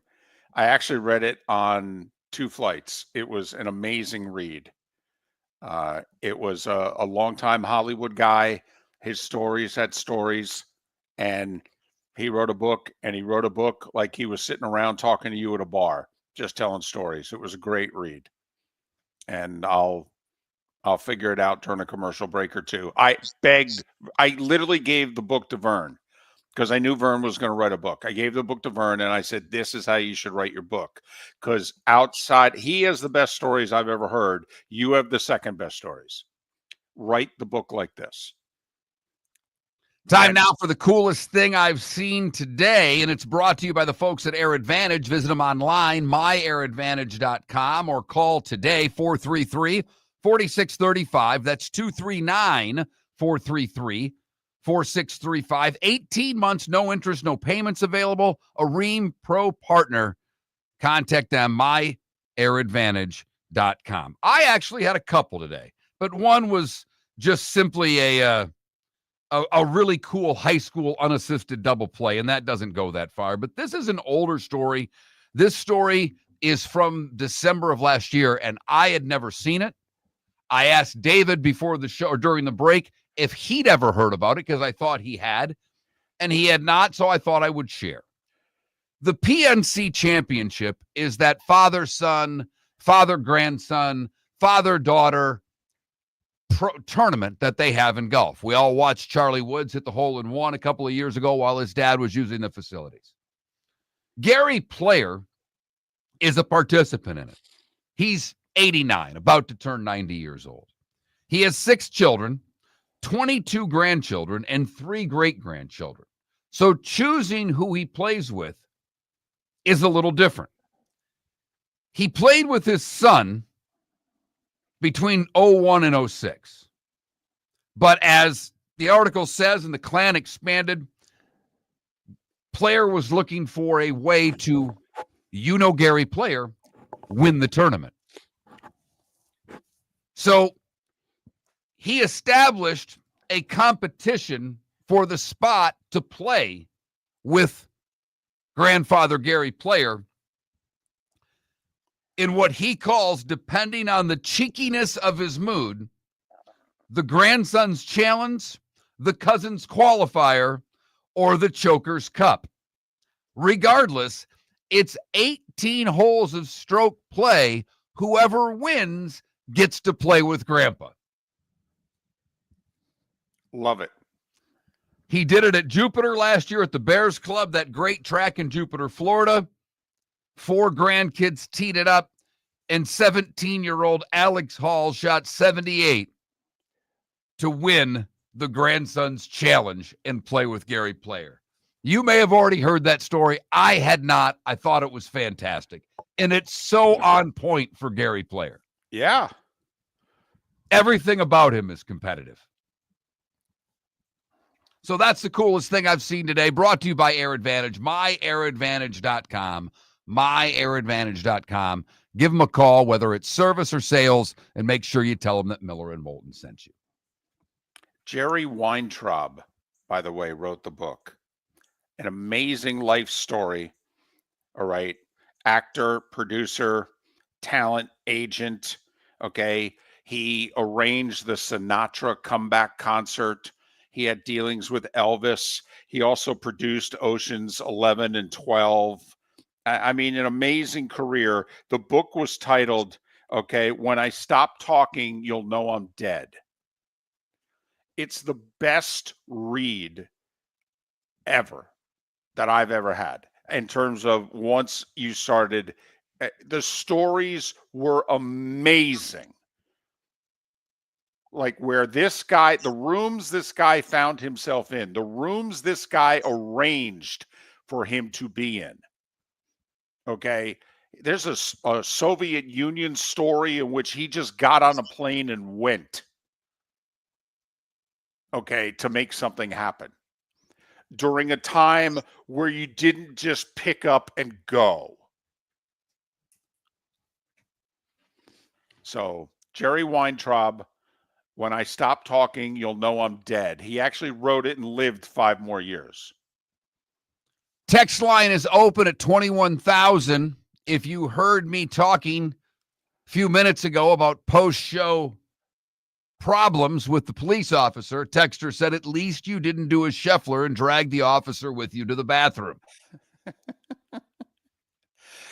By the way, do you think Scotty, day 2 at the PGA, wore the orange shirt as a little jab to what happened the year before in Louisville? Or do you think that he just, he laid out his outfits and he decided to go with that one, and it just turned out it was like on the anniversary of when he got arrested? Or do you, because, he was in an orange jumpsuit for about an hour and a half there.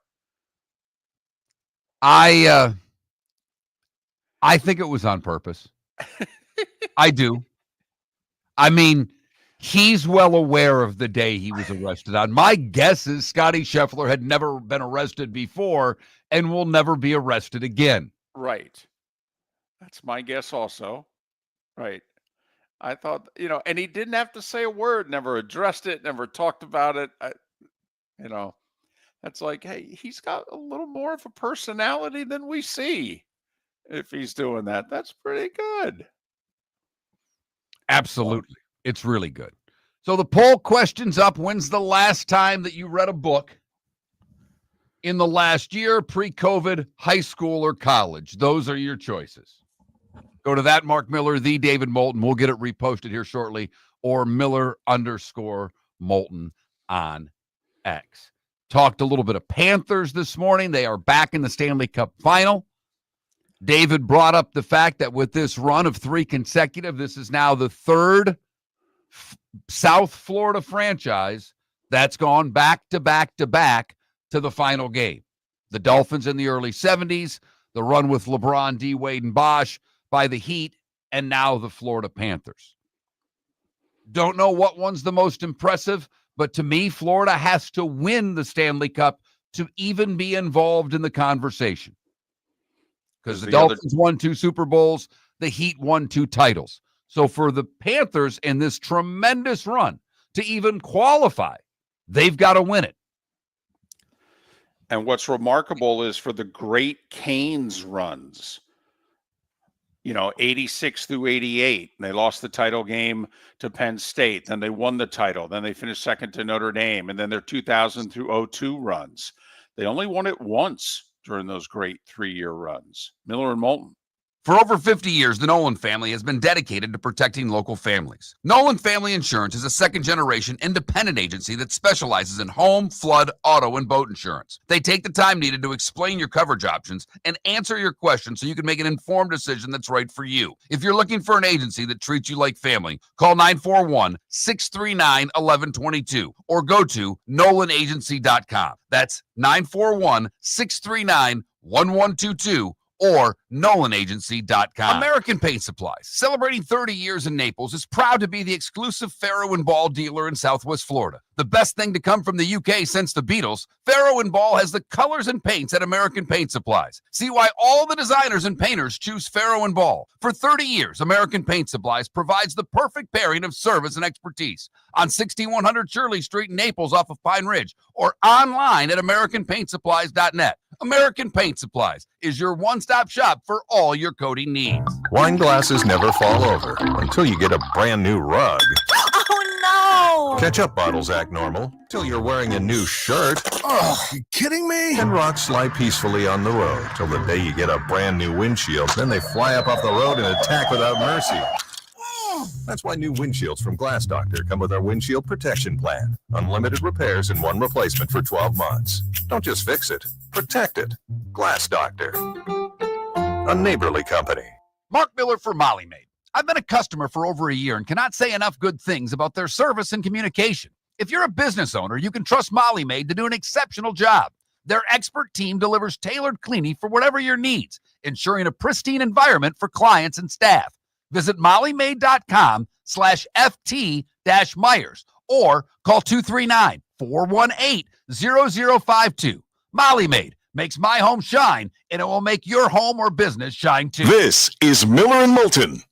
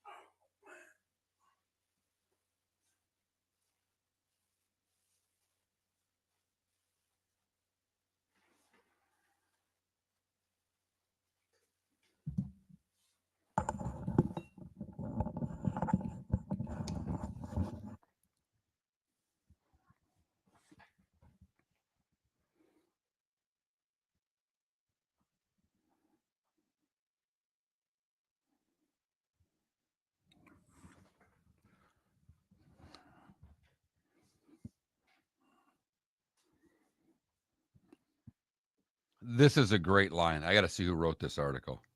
This is just by Grayson Weir in Bro Bible, because Kirby Smart made the comments about NIL for high school kids. Mm-hmm. He goes, let's focus on the ladders. I already said it's not a secret that D1 programs through. There's no one to enforce it because the NCAA. You're listening to Miller and Moulton. And now, here's Mark Miller and David Moulton. 22 minutes till the top of the hour. Armando Velez will join us then. He covers the Florida Panthers for a living, which means he's been working a lot more these last few years. Last 3 years, he's had to cover the Stanley Cup Finals. We'll talk to Armando about the Panthers going back to back to back in the Eastern Conference, matching what the Lightning did at the start of the decade. Hockey. Detroit was hockey town. That's a city. That's one place. What do we call Florida? We can't, Florida's not a town. Hockey state doesn't really have a ring to it. The home of hockey. The Mecca of hockey. The Mecca of hockey. Yep. Minnesota's got nothing on us. Just great hair in their high school tournament. Do we go after Canada? Okay, with our slogan at all? Who needs a 51st state when we're got, this good at hockey? Right. When you've got Florida, who needs a 51st state for hockey? It's a little long. Could make a good T-shirt, though, at least on the back of it. Anyway, Armando Velez covering the Panthers. He'll join us in 20 minutes' time. Connor O'Gara, who Saturday's down south, college football. He'll join us. He's been at the SEC meetings in Destin. Can I go really goober for like 3 to 5 minutes? I don't see why not. Your name's on the show. I understand, but this is really goober. But I'm curious where you're going, because believe it or not, I have a couple of goober things I wanted to get to. Fire away. Great. All right. We can have a big goober segment.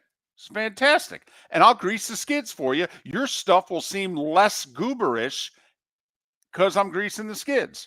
So they got stats for everything now. This Paul Skeens guy, he's kind of in the witness protection program because he's pitching for the Pittsburgh Pirates. I mean, many of you have heard about him. How many of you have seen him pitch? He's made 35 starts now in the majors between last year and this year. 35 starts. Do you know how many he's pitched, by the way, about 220 innings in those 35 starts. It's like 6 times 35 is 210. So, he's, 6 innings is his basic start, 6 and a smidge. In 35 starts, do you know how many earned runs he's given up? 35 starts, you said 202 innings? 218, 220. So I'm guessing it's less than 2 an inning, so I'm going to say 397. Well, okay. No, that's high. Okay. The person I'm sorry. No, it's way high. I'm sorry. I just did ERA backwards in my head. That's right. All. 200 innings, so 220 innings, 35 starts. I'm going to go with 37. Wow, that's really low. That's a run a start. Okay. He's given up 47 earned runs in 35 career starts to start his career. Now, listen, the best young pitcher I've ever seen was Dwight Gooden at 19 and 20. And I looked it up. His first 35 starts, Dwight Gooden threw about 30 more innings than Skeens. So it's interesting the difference in 40 years that one stud's pitching about an inning longer per start than the other one. If Skeens is averaging 6 innings a start, Gooden at 19 and 20 was averaging 7 innings a start. How things have changed. Gooden gave up 68 earned runs in his first 35 starts. And a lot of people think that's the best start to a major league career that any pitcher's ever had. Roger Clemens gave up 100, Mark, in his first 35 starts. Pedro gave up 81. Kershaw gave up 83. Your guy Verlander, who hit the ground running, gave up 87. Skeens has given up 47. We've never seen anything like this. I mean, you got to go back, probably to Bob Feller, since the last time a pitcher's walked into the major league, said, give me the ball, and dominated like this. So I just wanted to, go goober there. And it's year 2. Once he does 6, he leaves in free agency. And really, if you want to get max value for him, you need to trade him at midseason of year 4, which is 2 years from now. I'm just saying, if you're Pittsburgh, that's how much time you have to get it together. And imagine what teams will give up for this. Okay, I'm done. No, great stuff. I just wanted to bring up the fact that all of the talk this week in regards to college athletics has been on the college football playoff. That's been all the news. The SEC meetings have focused largely on the expansion of the playoff, what format we're going to use, how many conferences are going to get automatic bids. Well, one of the things that's also going on in the Big 12, I believe they're having their meetings right now, is that they're talking about another sport. And the words that no one wants to hear, that's the expansion of the college basketball tournament. And you all know that I'm yet to hear a college basketball coach say, 68's the right number. Don't ever expand this thing. Because they get paid more by going to the tournament.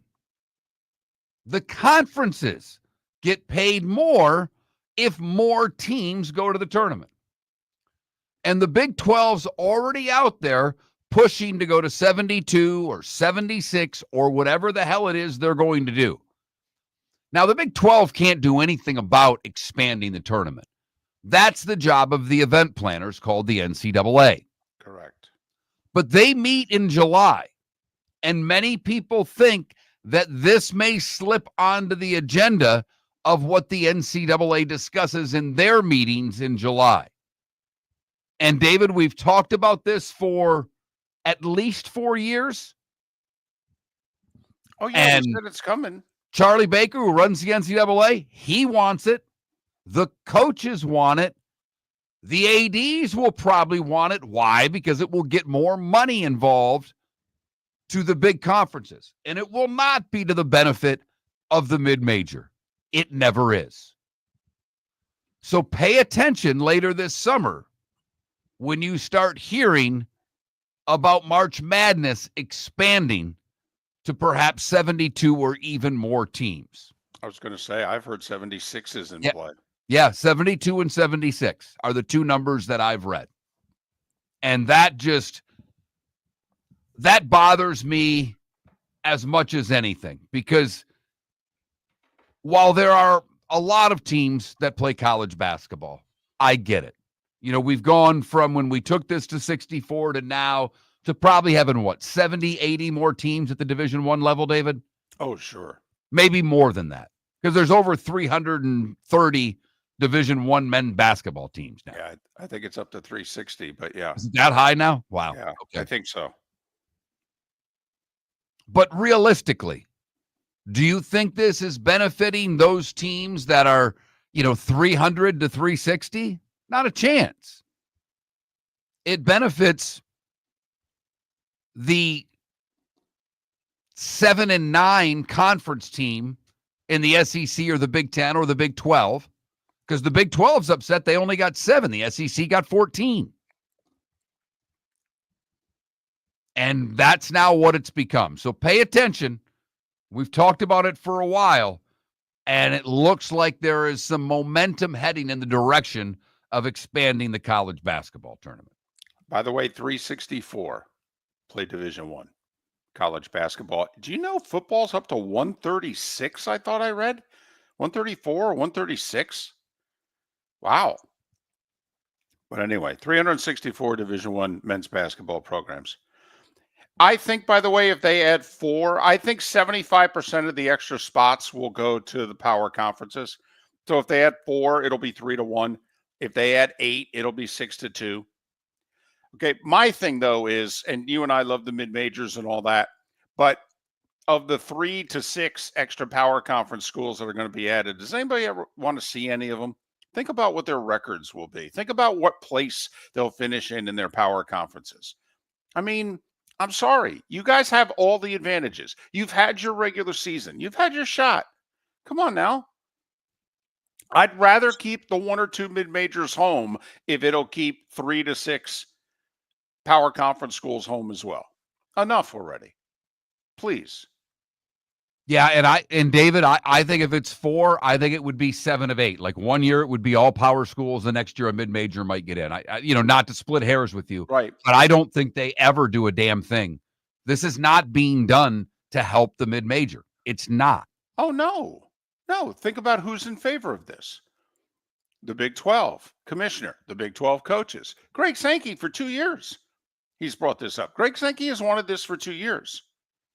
And quite frankly, until the SEC had the year that it had last year, a lot of us were like, could you guys get really good at basketball first before you start muscling in on this thing?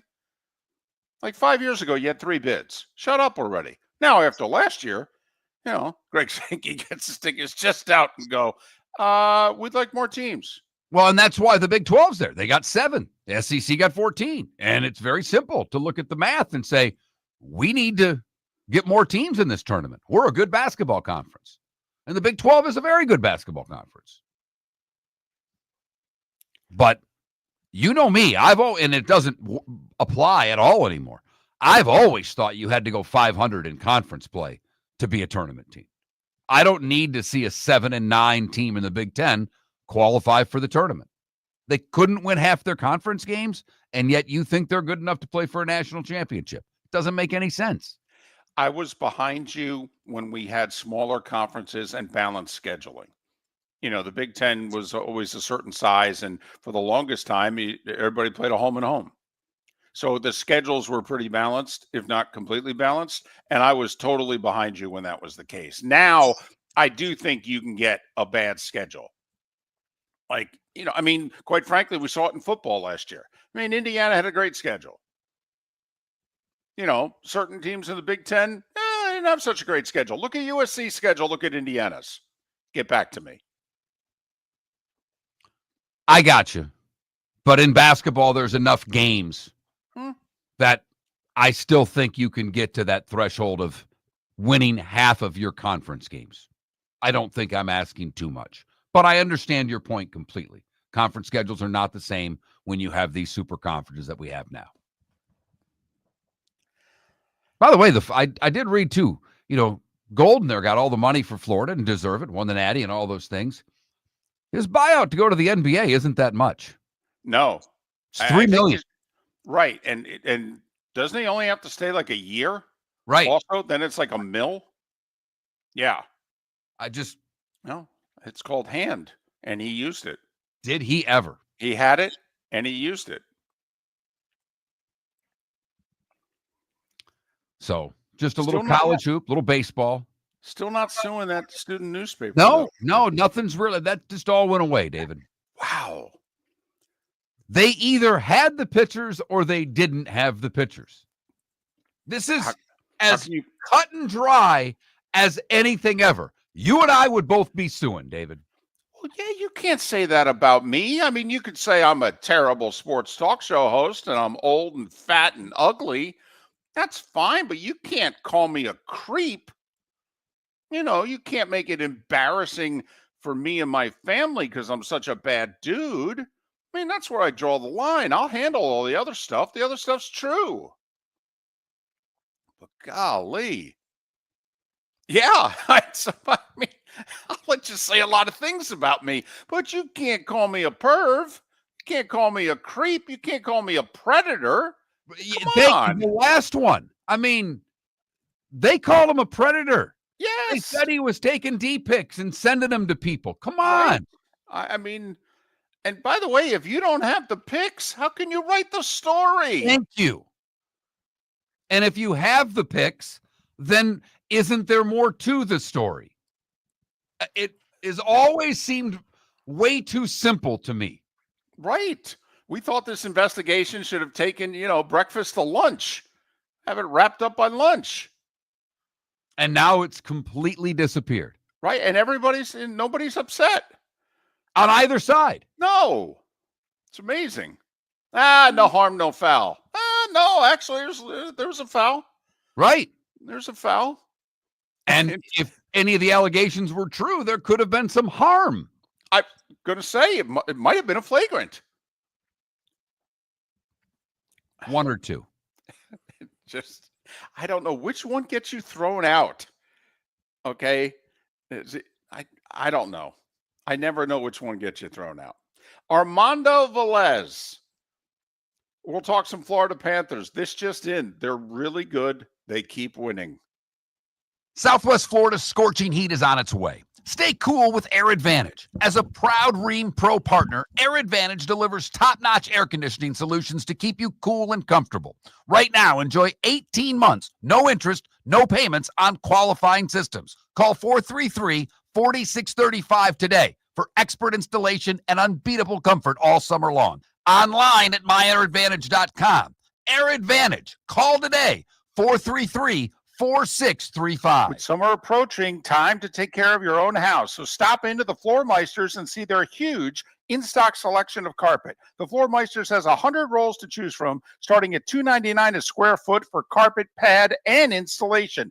Come in and ask for Dave and have him show you the Dream Weaver Select. Many styles and colors to choose from to fit everyone's taste. Floor Meisters, 6281 Naples Boulevard in Naples, right next to Costco, or go to the web, floormeisters.com. Mark Miller for Sleep Treatment Direct. They are helping me with sleep apnea. And by helping me, I mean curing me. No more CPAP machine, no more snoring, no more tossing, no more waking up exhausted. Their expert team got me the right treatment, fast and hassle-free. If you want to feel energized and get rid of your snoring, call Sleep Treatment Direct today. 444-1741. That's 239-444-1741. Sleep Treatment Direct. Sleep safe and sound. American Paint Supplies, celebrating 30 years in Naples, is proud to be the exclusive Farrow & Ball dealer in Southwest Florida. The best thing to come from the UK since the Beatles, Farrow & Ball has the colors and paints at American Paint Supplies. See why all the designers and painters choose Farrow & Ball. For 30 years, American Paint Supplies provides the perfect pairing of service and expertise on 6100 Shirley Street in Naples off of Pine Ridge, or online at AmericanPaintSupplies.net. American Paint Supplies is your one-stop shop for all your coating needs. We've got a text message for Dr. Dollar. A few of my friends are taking daily Cialis or Viagra.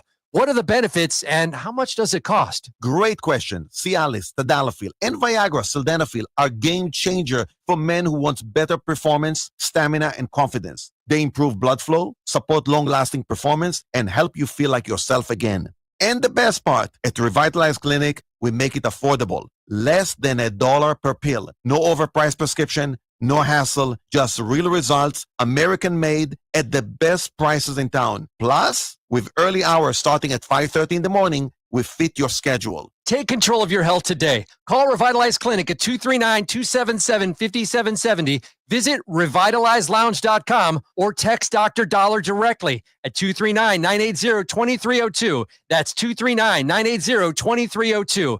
Get results. Get confidence. Revitalize Clinic, because every man deserves to perform at his best without breaking the bank. Text Dr. Dollar now at 239-980-2302. This is Miller and Moulton.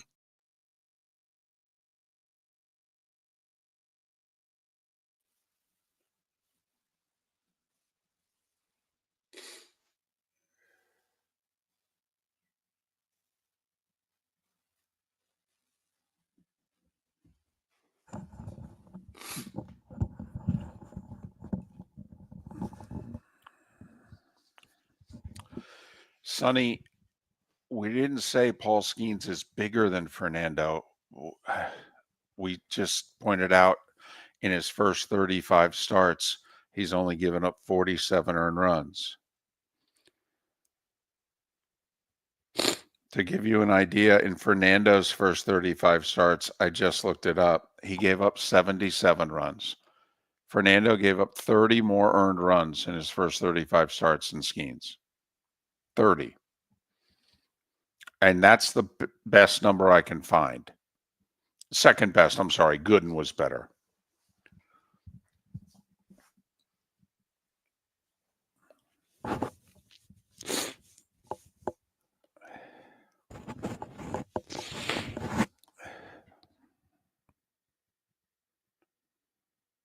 Now, what is noticeable is they pitched far less innings today.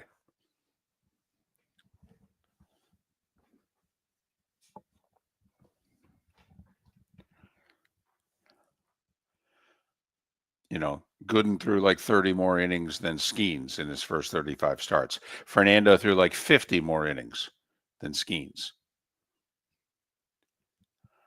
in his first 35 starts.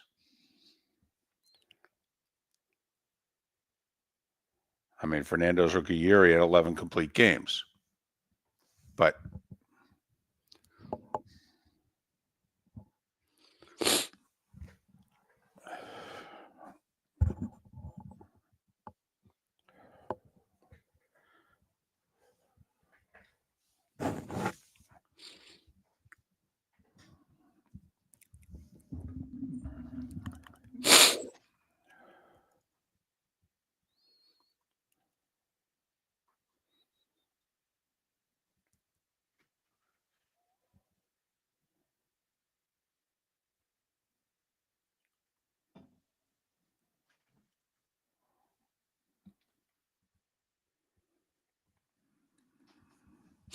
yep. Nix, he's great. He's great. Sacramento had him and traded him straight up for Sabonis. Wow. That has not aged well.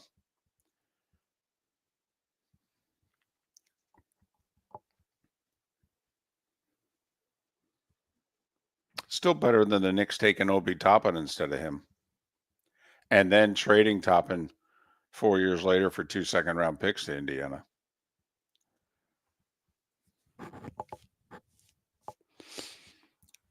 Yeah, guys, I'm not going to look up any more pitchers and stats. You know, I'm sorry I brought it up at this stage of the game.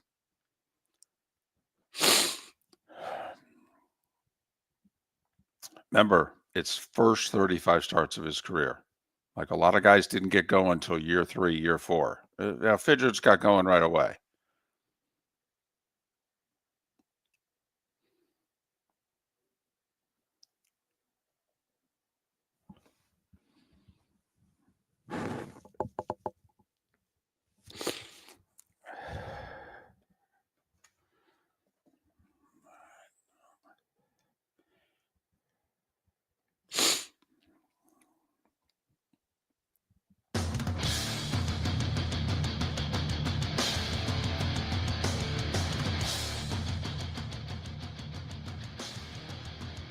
You're listening to Miller and Moulton, coming at you from the Floor Meister Studios. Floor Meisters, keeping it real.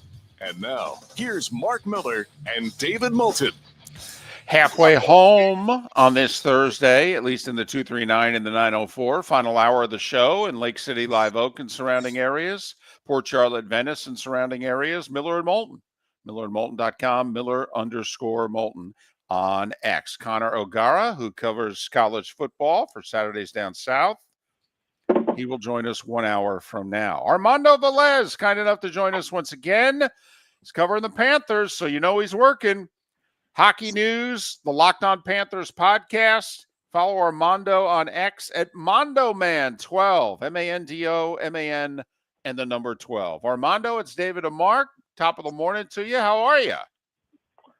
Top of the morning. Thank you for having me. And yeah, the state of Florida is the state of hockey with 6 straight years of representing the Eastern Conference. How long have you been covering the Panthers, Armando? I've been covering them since 2021. Thankfully, when I lost my job at the Golf Channel, worked there for 8 years, this opportunity opened up for me to cover the Panthers. But before I turned into media member, fan from 2010 to 2021. So it's been a long time paying attention to this team, and I came in at the right time when it came to covering the actual team. No doubt, because if you started following them in 2010, you were one of very few people following them. We pointed out it was not too long ago that infomercials were getting better television numbers than the Florida Panthers in their own market. I mean, it is one of the remarkable turnarounds in sports, isn't it? No doubt. And all the credit goes to the Viola family when they purchased the team in 2014.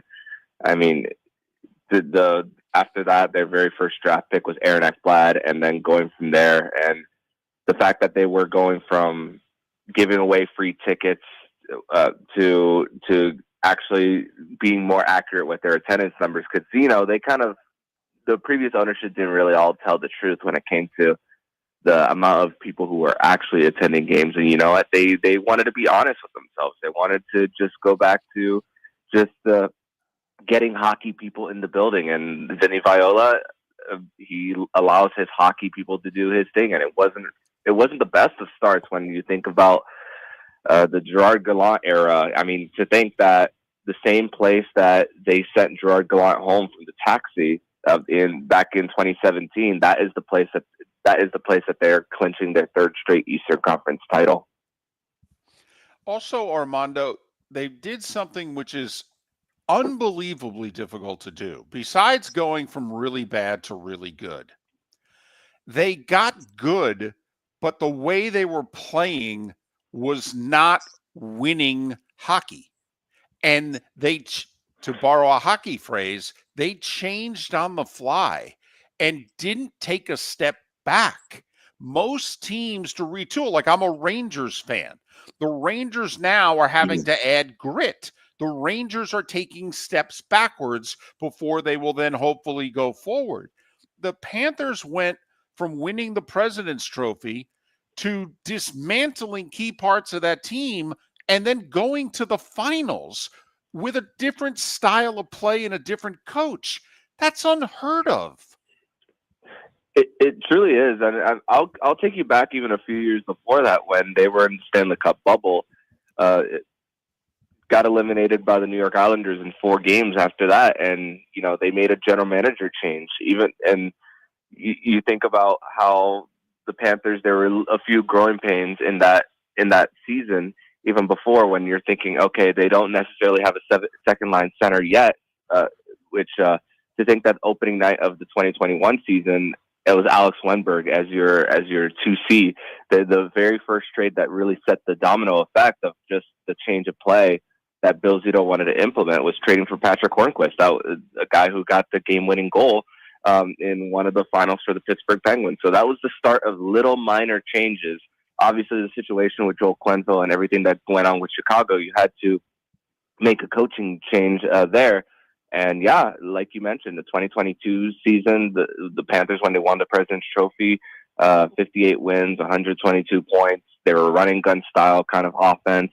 But that allowed with goals against on the other side as well. And the fact that when the Washington Capitals were starting to disrupt things in the neutral zone and the Panthers weren't able to get through easily as they did in the regular season, Bill Zito saw that, saying that this isn't good enough. And a lot of it also has to do with a little bit of luck as well. Matthew Tkachuk falling on their lap, requesting a trade at the right time. So that a lot of it has been getting players on the cheap, as far as not trading a lot for them, like Sam Reinhart, Sam Bennett, getting Gustav Forsling off of waivers, and then a little bit of luck with getting with Matthew Tkachuk requesting a trade at the right time. And it's been just an incredible match for this Florida Panthers team, and they are the standard of the Eastern Conference and of the NHL. And that is exactly what Rod Brindamore said last night in the postgame. He was asked, about losing back-to-back years and what changes he needs to make to the team. And he looked right back at the reporter. He said, "What changes would you make?" And, and he just said, they're the standard. I don't know what to tell you. That's the standard. We got beat by the team that's the standard in the league. And it's tough right now if you're in the Eastern Conference because Carolina's done a remarkable job. Toronto has put together good teams. Obviously, the Lightning had their run, but Florida's been able not only to have this run, but Bennett probably will leave and get paid a ton of money in free agency. Oh, yeah. But they've locked in their core players largely for the rest of the decade, haven't they? Yeah, including recently Seth Jones in the trade deadline. He was already under contract with the Chicago Blackhawks, and they used that LTIR money from Matthew Tkachuk to at least fit him in this year. And the fact that he fits in next year, that's some Aaron Ekblad insurance in the case that he walks away. And in the case of the Carolina Hurricanes, I feel like they're almost there because Rod Brind'Amour spoke about even earlier in the series about how the key is to build from your goaltending outward, and they have the blue liners. They have a lot of young guys playing on their blue line throughout the series due to injuries, but there's a lot of promise there, and they're going to have a crap ton of cap space when it comes to just the possibility of trading for guys and luring guys. Maybe they bring in a Mitch Marner, although they tried to trade for him earlier in the season. So they might be almost there. So for the Panthers, they're taking advantage of a window right now. I mean, they're not going to have a lot of cap space this off season, but they're going to have a lot in the next two. So even if there is a gap year come next year, the Panthers, the fact that they have their core locked up. I mean, Sam Reinhart, Alexander Barkov, Matthew Tkachuk, Gustav Forsling. I mentioned Seth Jones. For the Panthers, they have so many pieces that they could. Anton Lundell is another one who has a really nice deal at $5 million until 2030 before he gets another payday. It's just so many. It's just knowing how to manage the cap. And the thing is, the fact that they were able to do this through the first few years with the cap being flat is the more impressive part. That nobody was making over Alexander Barkov. Eventually, that won't be the case forever for the Panthers. That they were able to just find a way to squeeze everything. And I mean, for the most part, before they traded for Seth Jones, their goaltending department was $14 million. And the fact that they kind of got out of jail when it came to that is also another impressive thing that Bill Zito has done when it comes to managing the cap. Armando Velez covers the Florida Panthers hockey news. The podcast is called Locked On Panthers. Follow Armando on X, MondoMan12, MANDO, MAN, 12. All right, we got like 3 minutes left. The Panthers, however, Toronto had 2 games where they really took it to them, okay, skating-wise. Okay, Carolina had their moments. Bob was so much better than I think people are giving him credit for. Carolina had some tremendous opportunities throughout this series, and he didn't give them a whole lot. And so it looked a lot worse than it could have been for Carolina, I think. Armando, they're likely going to face Edmonton. Edmonton finishes. Okay, Edmonton finishes. Okay, do you think if Florida gives up the scoring chances that they gave up against Toronto and Carolina, that they'll be okay? I do, and it's crazy because this time around, the Panthers are not going to have home ice advantage in the Stanley Cup final. That would go to either Edmonton or Dallas. But yeah, it's looking like it's going to be Edmonton again. It's going to be the 10th finals rematch in NHL history, and the third time in the last in the last 15 years for the NHL. So it's a rare territory where the NHL is known for its parity, and this time around, it's crazy to think that both Edmonton and Florida they finished third in their division. Neither of them had home ice until this part of the Stanley Cup, where it's looking like that Edmonton is going to get home ice. But yeah, the Edmonton Oilers, you got to give them credit. They've been without Matthias Ekholm throughout the entire postseason. They've been gotten contributions from different depth players, different guys stepping up into the mix. I mean, they were able to get a defenseman in Jake Wallman, who was kind of buried in San Jose for a year after showing a lot of promise in Detroit the year before. I mean, they're getting contributions from a lot of depth players as well. Evander Kane has missed the whole regular season, and he looks so refreshed for the Edmonton Oilers. So it's guys getting This guy's contributing. I mean, Corey Perry, the ageless wonder, he's another one who's also a big contributor for the Oilers. So, I mean, they're going to have to do it the rest of the way without Zach Hyman, who just recently had surgery, and he's out for the rest of the season. He was 57 goals for Edmonton. He was also the hits leader there. So that's another thing. And the thing is, the Panthers do have the goaltending advantage. Stuart Skinner is very Jekyll and Hyde when it comes to it. Sometimes until recently, it was either an .815 save percentage or a shutout. So we've seen the many ups and downs with Stuart Skinner, but I do believe that the Panthers do have that advantage in goal, and also the penalty kill for Edmonton. It's not as good this year as it was last year. So maybe that's a thing that the Panthers could expose in a possible rematch. Armando Velez, the hockey news, all right, and the Locked On Panthers podcast. Follow him on X, MondoMan12, MondoMan12. Armando, thanks. We appreciate it. Safe travels, and hopefully we can talk during the finals. Absolutely. Thank you so much, as always. Armando Velez, kind enough to join us here on Miller and Moulton. You know, the Panthers are the healthier team. They've had a couple bumps and bruises, but those guys are back. That's important. And that Hyman injury, I cannot emphasize enough how big that is for Edmonton. Miller and Moulton. For over 50 years, the Nolan family has been dedicated to protecting local families. Nolan Family Insurance is a second-generation independent agency that specializes in home, flood, auto, and boat insurance. They take the time needed to explain your coverage options and answer your questions so you can make an informed decision that's right for you. If you're looking for an agency that treats you like family, call 941-639-1122 or go to nolanagency.com. That's 941-639-1122 or nolanagency.com. With summer approaching, time to take care of your own house. So stop into the Floor Meisters and see their huge in-stock selection of carpet. The Floor Meisters has 100 rolls to choose from, starting at $2.99 a square foot for carpet, pad, and installation. Come in and ask for Dave and have him show you the Dream Weaver Select. Many styles and colors to choose from that fit everyone's taste. Floor Meisters, 6281 Naples Boulevard in Naples, right next to Costco, or go to the web, floormeisters.com. American Paint Supplies, for nearly 30 years, is your one-stop shop for all your coating needs. If you are a designer, a contractor, a professional painter, or a weekend warrior, American Paint Supplies is the place where experts go to get expert solutions. At 6100 Shirley Street in Naples off of Pine Ridge, American Paint Supplies delivers the best solutions with the best products with the best support. Meet Gene and his team today at American Paint Supplies. Call 239-566-2700. That's 566-2700 or online at AmericanPaintSupplies.net. Whether you're chasing peak performance, reigniting intimacy, or simply want to feel your best, Game Day Men's Health creates customized game plans to optimize your health. Call 239-427-3441 for our Bonita Springs and Naples location to set up your free testosterone test and consultation. Mention Miller Moulton Radio Show for 10% off your service.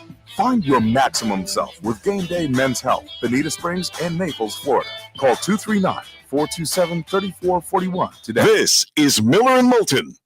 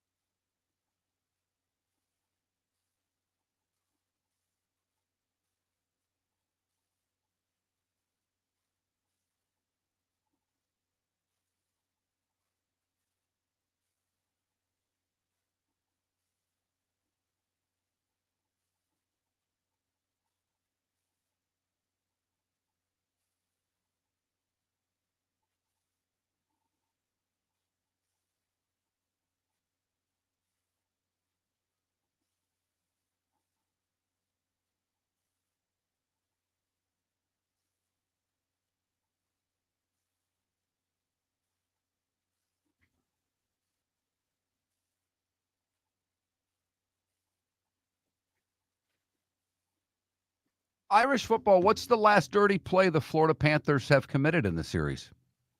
Who was the dirtier team in the series, the Panthers or the Hurricanes? I'm just curious. Because the Aho hit on Reinhart, to me, was far and away the dirtiest play in the series.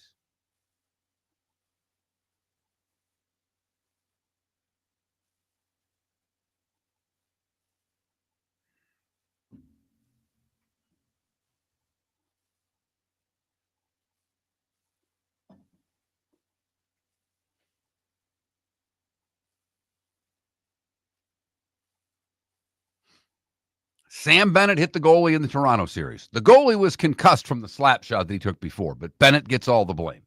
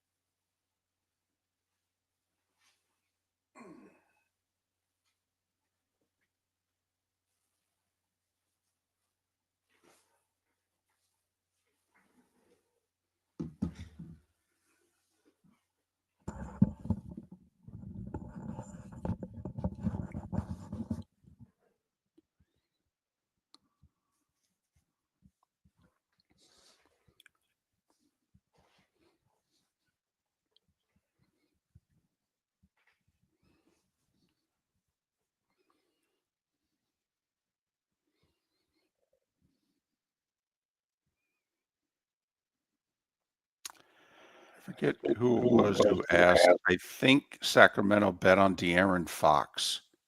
They thought that they had 2 point guards, and so they traded Halliburton for Sabonis because they had De'Aaron Fox.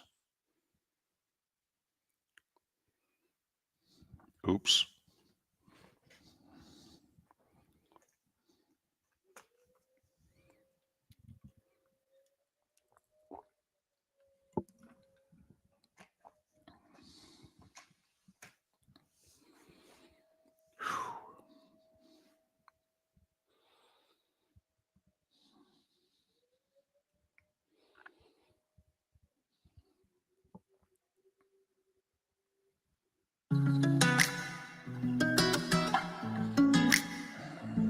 Welcome back to Miller and Moulton. Text the guys what's in your mind at 21,000. That's 21000. And now, here's David Moulton. Miller and Moulton, millerandmoulton.com, Miller_Moulton on X. Our poll question today, when's the last time you read a book? I'm very impressed with our audience, David. Not a lot of them have answered. This has not been a rousing poll question. However, 56% of our audience says they've read a book in the last year. David Bierman from Pro Football Network commented on our poll question and said last night. Wow. Right. Look at him not watching the hockey playoffs. Right. The hell are you doing? Either that or got it in between 6 and 8. You know, it's just, but okay. 2010, 2011 for me. I read Jerry Weintraub's book. I don't know if I've read another one since. Certainly not cover to cover. I mean, I've started reading books. I don't read on planes, which goodness knows that's something I should start doing, right? You sleep on planes, though. That's your main focus on a plane is to go to sleep. But I have to admit, I've had a lot of long flights in the last couple of years, and I don't, unless it's a red eye, I don't do the whole flight, but I'll do the first 90 minutes of one. All right, let me ask you a question on that note, because you don't read. And I know you. It's not like you download videos to a computer or an iPad. What the hell do? Do you just stare forward on the plane? Because I know you don't want to talk to anybody in your row. So when you're not sleeping, what the hell do you do on a plane? Sometimes I pretend to be asleep. I just close my eyes and I'm wide awake. But, you're right. No. If I want to talk to you, I'll talk to you. But what do you either sleep or pretend to be asleep? No, I do you work. Okay. I work on a plane a lot. Right. A lot of stuff that never sees the light of day too. One of the things you could work on flights then? Poll questions. That's outstanding. Well played there. So Nice Ross job. Dellinger of Yahoo's been doing a lot of writing about college football. Well, good. It's his job. And he's a good writer. He does a very good job. But he talked to Kirby Smart. And Kirby Smart gave him this quote. Collectives are striking deals with high school recruits to keep and gain their commitments, paying them as much as $20,000 a month in this unregulated market. If they decommit, they are being asked to return the compensation. Now, I don't think I shocked the world by telling anybody that. But that's completely against the rules. Even in the wild, wild west that we're in right now. Is it? Is it? To pay a high school kid for his commitment? Yeah, it is. It is against the rules. Yes. Well, what's the difference between that and what Michigan offered Underwood 4 years, $12 million? They weren't paying him for his commitment. When he gets there, he gets paid. Oh, well, come on, Mark. That's a technicality. I mean, he doesn't say yes to Michigan unless he knows what he's getting paid. Okay, I gotcha. They're offering him the money. Underwood, by the way I understand it, did not get paid in high school. He's getting paid to go to Michigan. And you're right. He knows exactly what he's getting paid to go to Michigan. They are paying high school kids for their commitments. And if they don't honor the commitment, they're asking for their money back. But unless there's a contract, there's no reason for that kid to give the money back. So none whatsoever. So it's kind of like what agents used to do illegally, in which agents would spend money on people and they would look at the families and what have you and be like, now, we all know this is what I'm doing is against the rules, but what you're going to do the minute that you sign, I'm going to be your agent. But right? It says right here, it is technically illegal to lure or recruit to a specific school with money.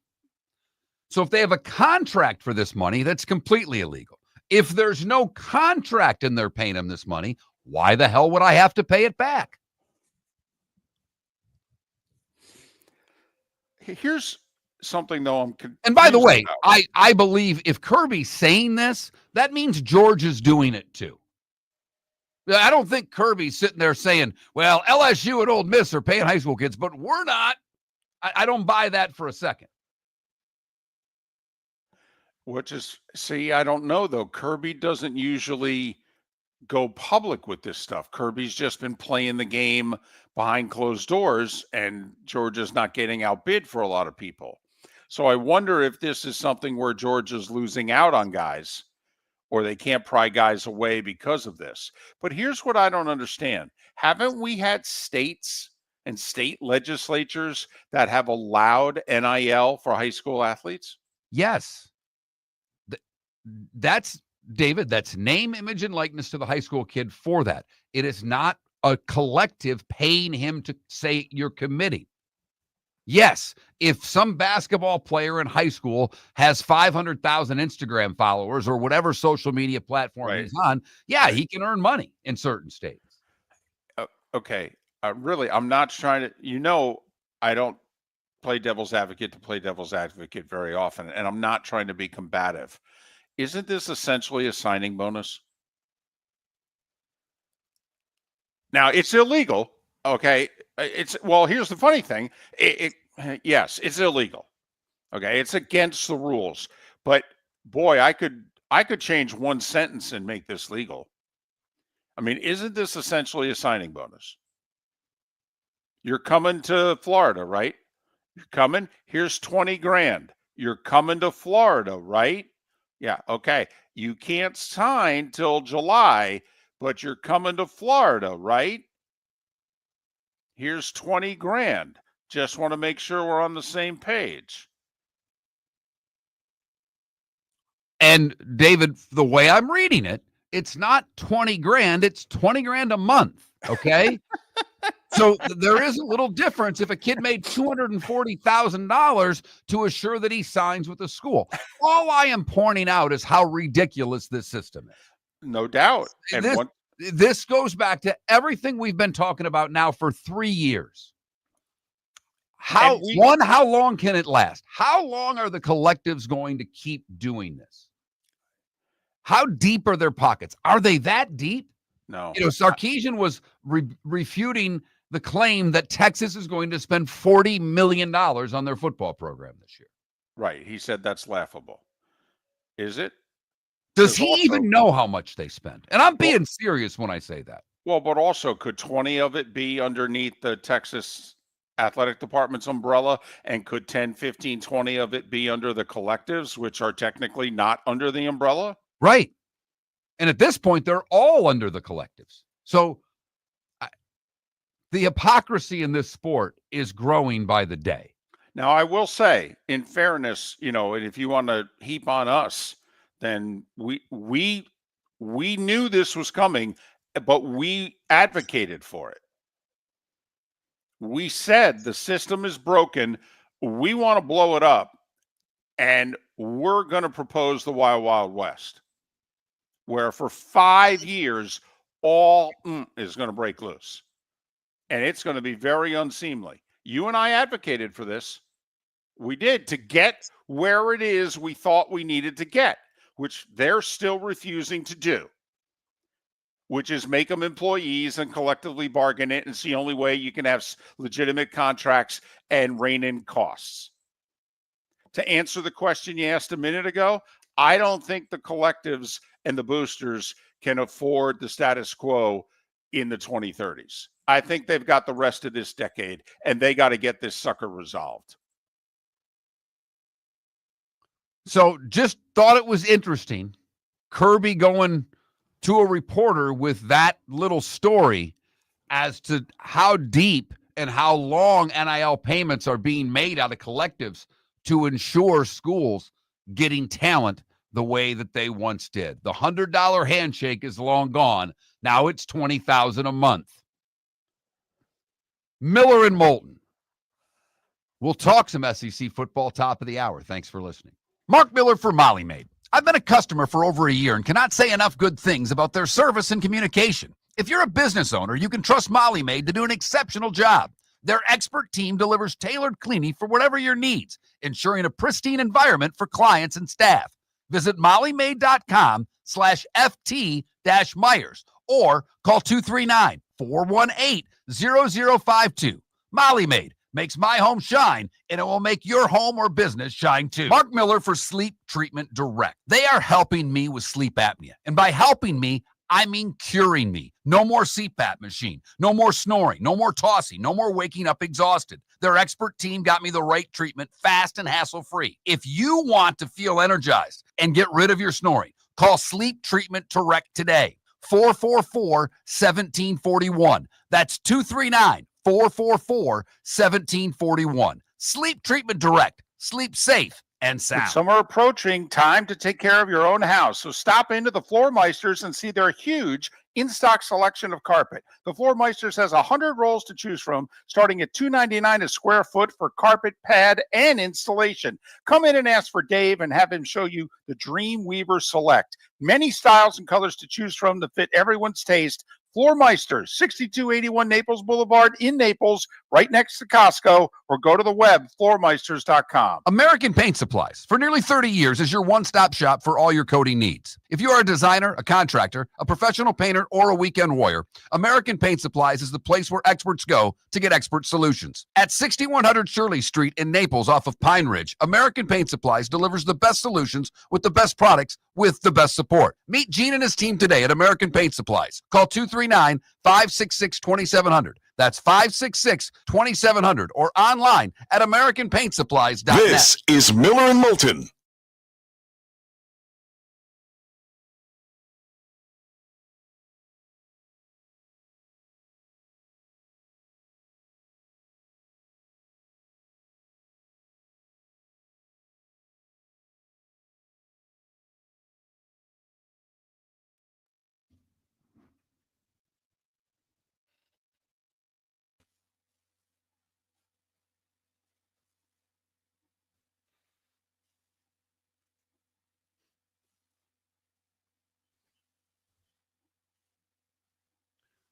And D, it's legal to pay NIL in Florida, but it is still illegal by the NCAA to use NIL to lure or recruit. That's the only point I'm making. I'm not saying that you can't pay NIL to high school kids in Florida, but collectives can't pay them for commitments. It's a violation of the rules. No one enforces it. Like the article I was reading says, because the NCAA is incompetent, it will never be enforced. I just found it interesting.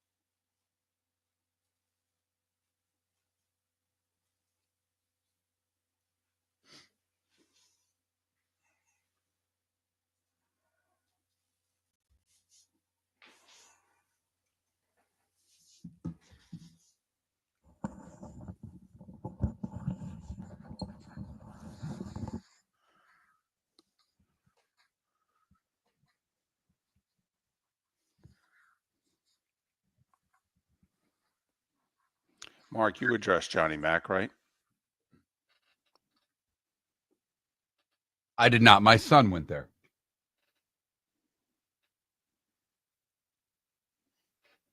It is an ECU shirt. They start the college tournament tomorrow against Florida. Yes. In a mighty nooner. I was texting Jacob to see if he was going. He's like, no, I can't get out of work. Might go Saturday.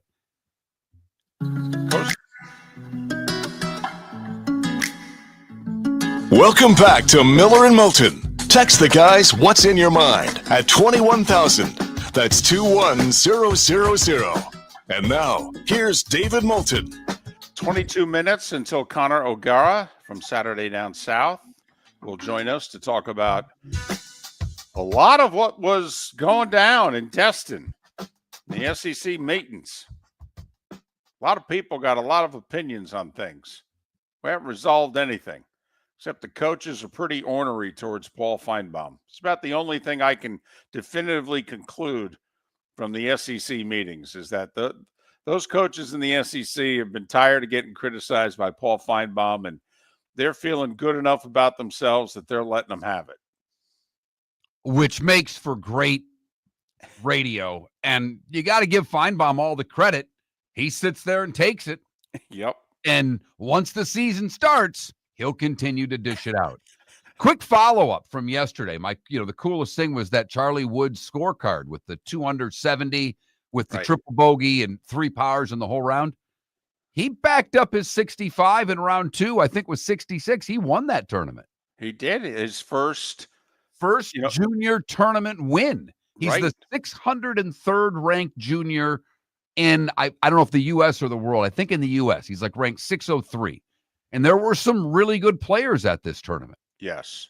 Miles Russell, the kid who finished top 20 as a 15-year-old in a Corn Ferry event. Okay, he was in it. And, oh, yeah. No, it was a good field, and he won with 3 really good rounds. So good for him. People were joking he's going to have to carry his old man at the father's son. If his father's son can play golf next year by the time that tournament takes place. Did you see, and I saw this yesterday, I didn't bring it up, and I don't know why, or on Tuesday I saw it to bring it up with Pat, and I'll bring it up tomorrow. But I did not realize that there are only 2 second-round picks that have signed their contracts. You know why? They both got guaranteed deals. There you go. There are 30 other second-round picks whose agents are saying, my guy wants a guaranteed deal too. Uh-huh. What in the hell? Every once in a while a deal's done where I think the rest of the league, the Deshaun Watson deal, when they made that deal in Cleveland, there were 31 owners that went, what in the hell are you doing? But all 31 owners did not then give fully guaranteed deals. They held the line, and they said the Browns are the Browns. They ain't the rest of the league. Now, there have been a handful of contracts that have been fully guaranteed since, but most contracts are 65 to 75% guaranteed. That's pretty much the going rate. 3.5 years out of 5 is usually the guaranteed money. Figure out the percentage and go from there. Yeah. So, most of the first round guys have signed. It's a small number of players that haven't signed, but the second round guys, their agents are holding out, and we have a little battle going on between the agents and the general managers. I'll bet on the general managers. I was just going to ask you, who do you think has the leverage? The voluntary and mandatory. Now, I will say, if you're not under contract, okay, you're not allowed to be at the mandatory OTA. Quick sidebar. The whole Joy Reid, or no, who's the on Fox, Joy, I think is her first name. She went after Aaron Rodgers for not being at the Steelers OTAs. He's not a Steeler. Come on now. He can't legally be there. Anyway, Well, and Bradshaw ripped him as well. Yeah. Said he doesn't want him there. It's like, I'm sorry, Terry. Who do you want Pittsburgh to play quarterback this year? What's your pick? Are you going to come back and play? I think he would prefer Mason Rudolph from the sounds Well, then of it. he's an idiot. He got very personal with Aaron Rodgers. Yeah, I know. Like, go back to California and chew on some bark. And, Right. He went nuts. Terry's quotable. Yes, that he is is. for sure. So back to the second round picks. They got to be there by training camp, right? I mean, I know you're a second round pick. You're not going to get cut. But come on, you want as much playing time as possible. You're only getting a 4-year deal, by the way. So, you're trying to be as good as you can, as quick as you can, so that hopefully, by the end of your 3rd year, you can sign this long-term extension. Don't you think that the teams can just sit there, folded arms, and wait until training camp starts, and that these guys will come running in pretty quickly? Or do you think these guys, because the money's not going up, it's slotted. These guys all know, Mark, what they're making. It's just a matter of how much of it can they get guaranteed. Are you going to hold out for the final 25% of your rookie deal? Because essentially you can get 3 of the 4 years as a second round pick guaranteed. Okay. But now 2 teams have guaranteed the 4th year. And if the rest of the league says we ain't guaranteeing the 4th year, you going to hold out? No, David, to your earlier point, you're trying to get that next contract if you're a second round guy. Well, one of the ways to do that is to endear yourself to the organization, that you're a hard worker, that you show up, that you don't miss voluntary OTAs. If you're a second round pick, you're expected to be a starter in this league. Now, I'll say up until training camp, business is business. I'll cut people some slack. But, training camp's training camp. That's mandatory. Well, I don't have a contract. Yeah, because you won't sign the same contract that we've offered everybody else for the last 20 years. We're guaranteeing 75%. That's as good as it's going to get. Take a look, pick the team and the star player. Most of them, you could say, listen, if you're the Niners, we just only guaranteed 85% of Brock Purdy's contract. You want 100% of yours? And you've proven nothing in this league? I'd have my arms folded, David. Yes. I'd have my arms folded. I would too. And we're both pretty pro athlete. We side with the athletes a lot against management. But in this one, if I'm management, I'm just standing there, arms folded. Here's the interesting thing, though. They can't find them. No. If you're not under contract, you're not a holdout. So there's nothing you could do, except when they finally do show up, you cannot play them. And that hurts them even more, because they all want that second deal. So just thought would point out that we only have 2 second-round picks signed. Yeah, that's fascinating. It really is, because most of them were signed in the recent past in time for them to already attend the May mini camps. Never mind June, mandatory OTAs with the veterans. Our buddy David Sampson made official what we've known about for a couple of weeks, because it affects his weekly appearance on this show. So he said, hey, got to tell you something, but you got to keep it to yourself. So beginning Monday, David Sampson's Nothing Personal with David Sampson's going to be a 2-hour gig. But instead of starting at 8 a.m., it's going to start at 7 a.m. So obviously that affects his weekly appearance on Miller and Moulton, because he's been coming on for a couple of years, Tuesdays at 7 a.m. before his 8 a.m. show. Now he's going to have to join us after his show. And thank goodness for that. We love what David Sampson brings to the show, and he very much likes doing this show. We don't really understand why. Right. But David has been very loyal to this show, and we can't thank him enough for that. And his assistant just sent us the press release a little while ago that the 2-hour Nothing Personal beginning soon. I happened to catch a little of him on Levitard yesterday, Okay. and he just threw a subtle dig, and Levitard was the only one that caught it. David's funny. He's quick. Well, and that's basically who he's working for now, because John Skipper's no longer a part of Meadowlark Media. I mean, Meadowlark Media is basically Dan Levitard. So Sampson's working for Levitard. We'll say he takes a lot of grief on that show. Yes, he does. They compensate him for that grief because he takes a lot of it. That's part of the game when you go on that show. There's no doubt. Yep. So there you have it. And to give you very quickly behind the curtain, and I know we've said it before, David Sampson gets grief. Like, he does our show. It's like technically a violation of his deal between him and his agent. And basically, he's told his agent 2 years ago, yeah, you're just going to have to suck it up and eat this one. I like these guys. I like doing this show.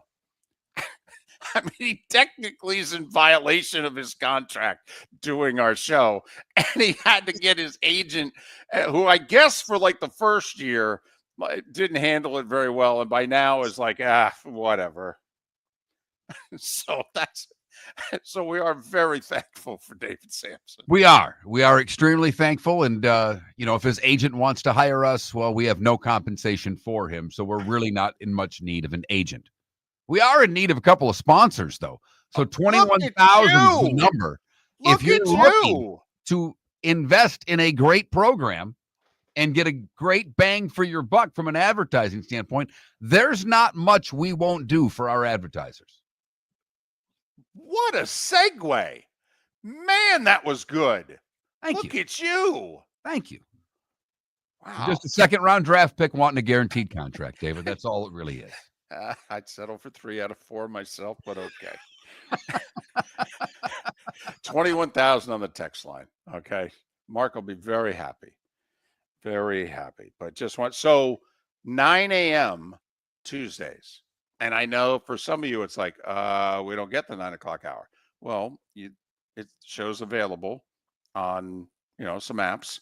Also, we download the hour as soon as it's done. So in theory, you could listen, millerandmoulton.com, and, at 10 a.m. if you can't digest it live. But David Sampson will still be on the show Tuesdays at 9 a.m. Our poll question today, which is not receiving a lot of votes, so it was probably a failure on my part as a poll question, but I simply just said to David, how about when's the last time you read a book? My daughter has her summer reading list, and I have committed not to read the book she has to read, but while I force her to read daily, I'm going to read with her. And have you read a book in the last year? Pre-COVID, high school, college. In the last year, getting 56% of the vote, pre-COVID, getting 37% of the vote, and only around 7% of you haven't read a book since high school or college. So good for all of you.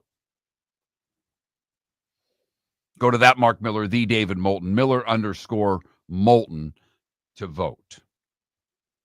And I'm officially voting right now, and I'll take a lot of grief for this, but the last book that I know I read cover to cover was Jerry Weintraub's book, and he wrote it in 2010. And I'm pretty sure I read it within the first year of it coming out.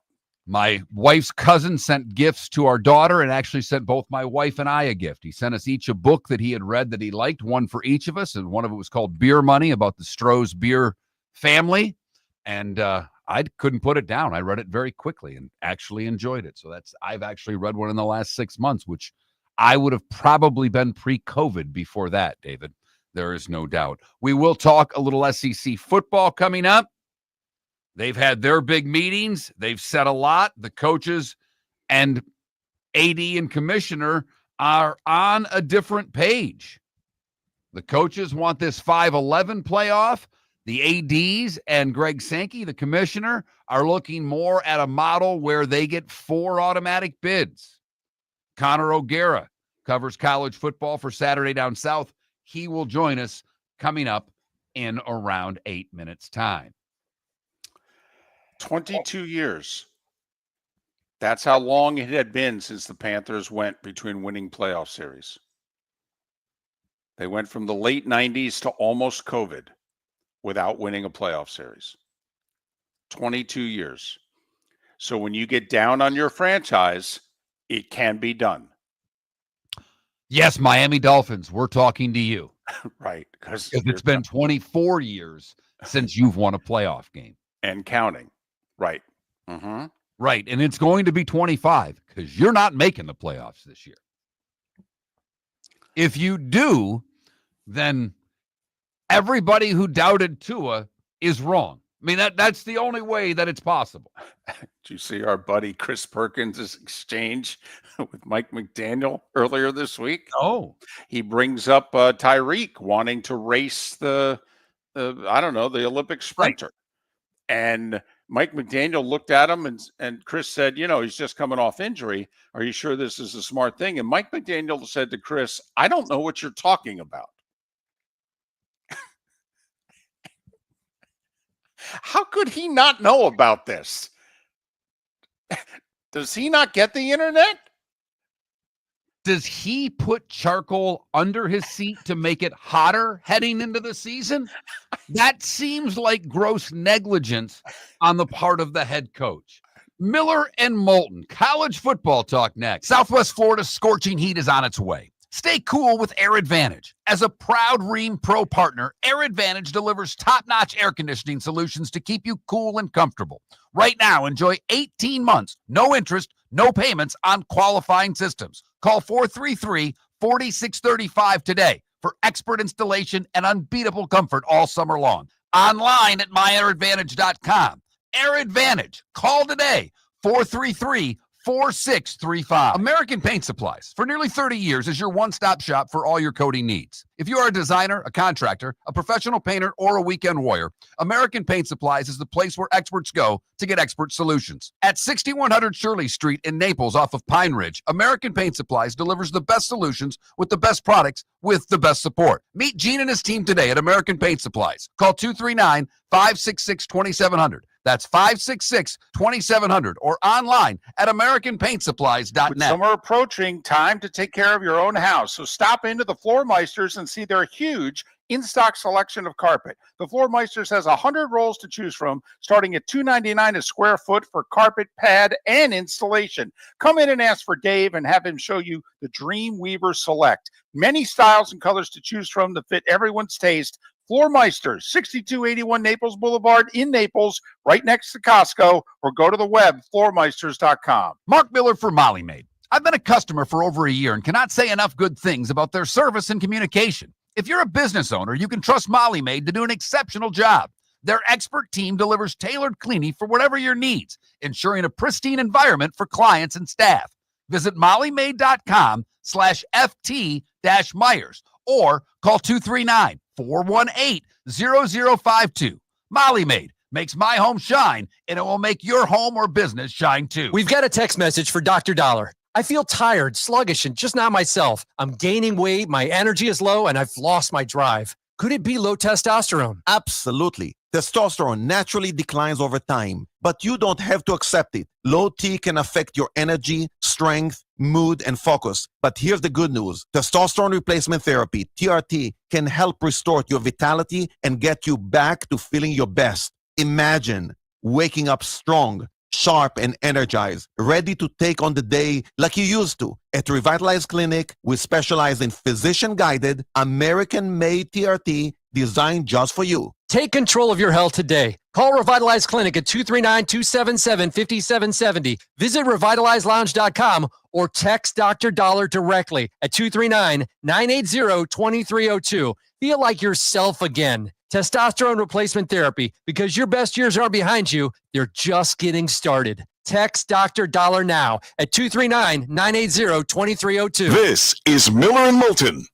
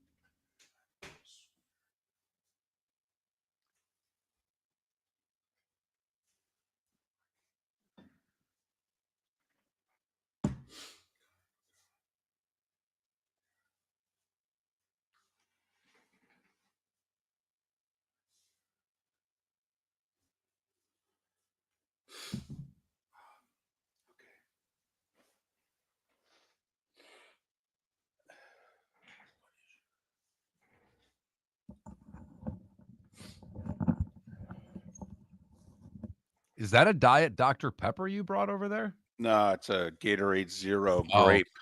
I just saw the dark color. So I saw this little factoid, but I didn't know the depth of it. Butera posted this a little bit ago. He goes, my favorite presidential trivia is over. John Tyler, our 10th president, served from 1841 to 1845. His grandson just died. Wow. Again, he was president from 1841 to 1845. When he was 63, he had a son named Lyon. Lyon was 75 when he had a son named Harrison. Wow. Harrison was 96 when he died a few days ago. That's crazy.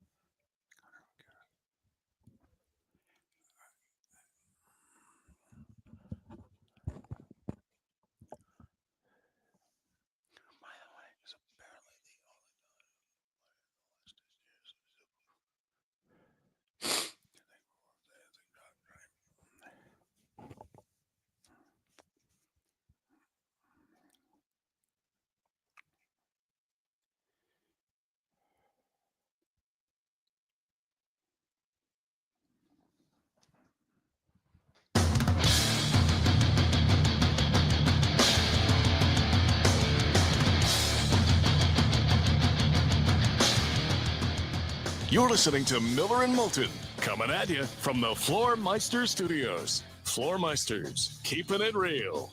And now, here's Mark Miller and David Moulton. It is the bonus hour on this Thursday. Thanks for listening to the 239 and the 904 and millerandmoulton.com and various apps. We're very appreciative.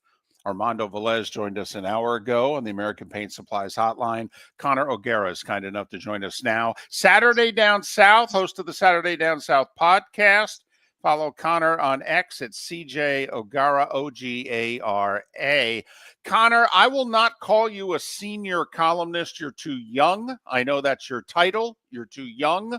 You're talking to a couple of older guys in which senior can apply. However, you touched upon something yesterday, which we have talked about for the last 9 years, that apparently Will Grier is the only college football player to take performance-enhancing drugs in the last 10 years. And you said you had a guy on the 2015 Gators call you up and basically say that suspension cost us a natty.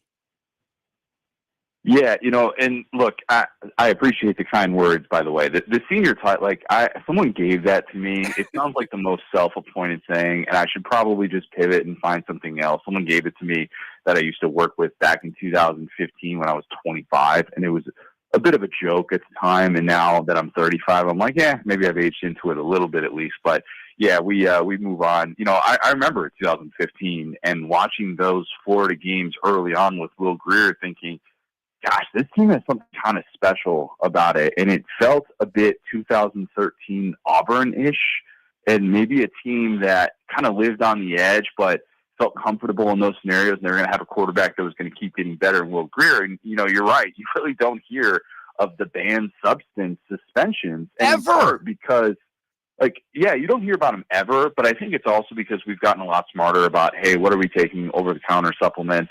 Have everything run through the training staff. And Will Grier admitted he didn't have this thing checked by the training staff, and that's ultimately what cost him, and it changed the trajectory of that team, which, we put out that video because we had talked about things that people have already forgotten about.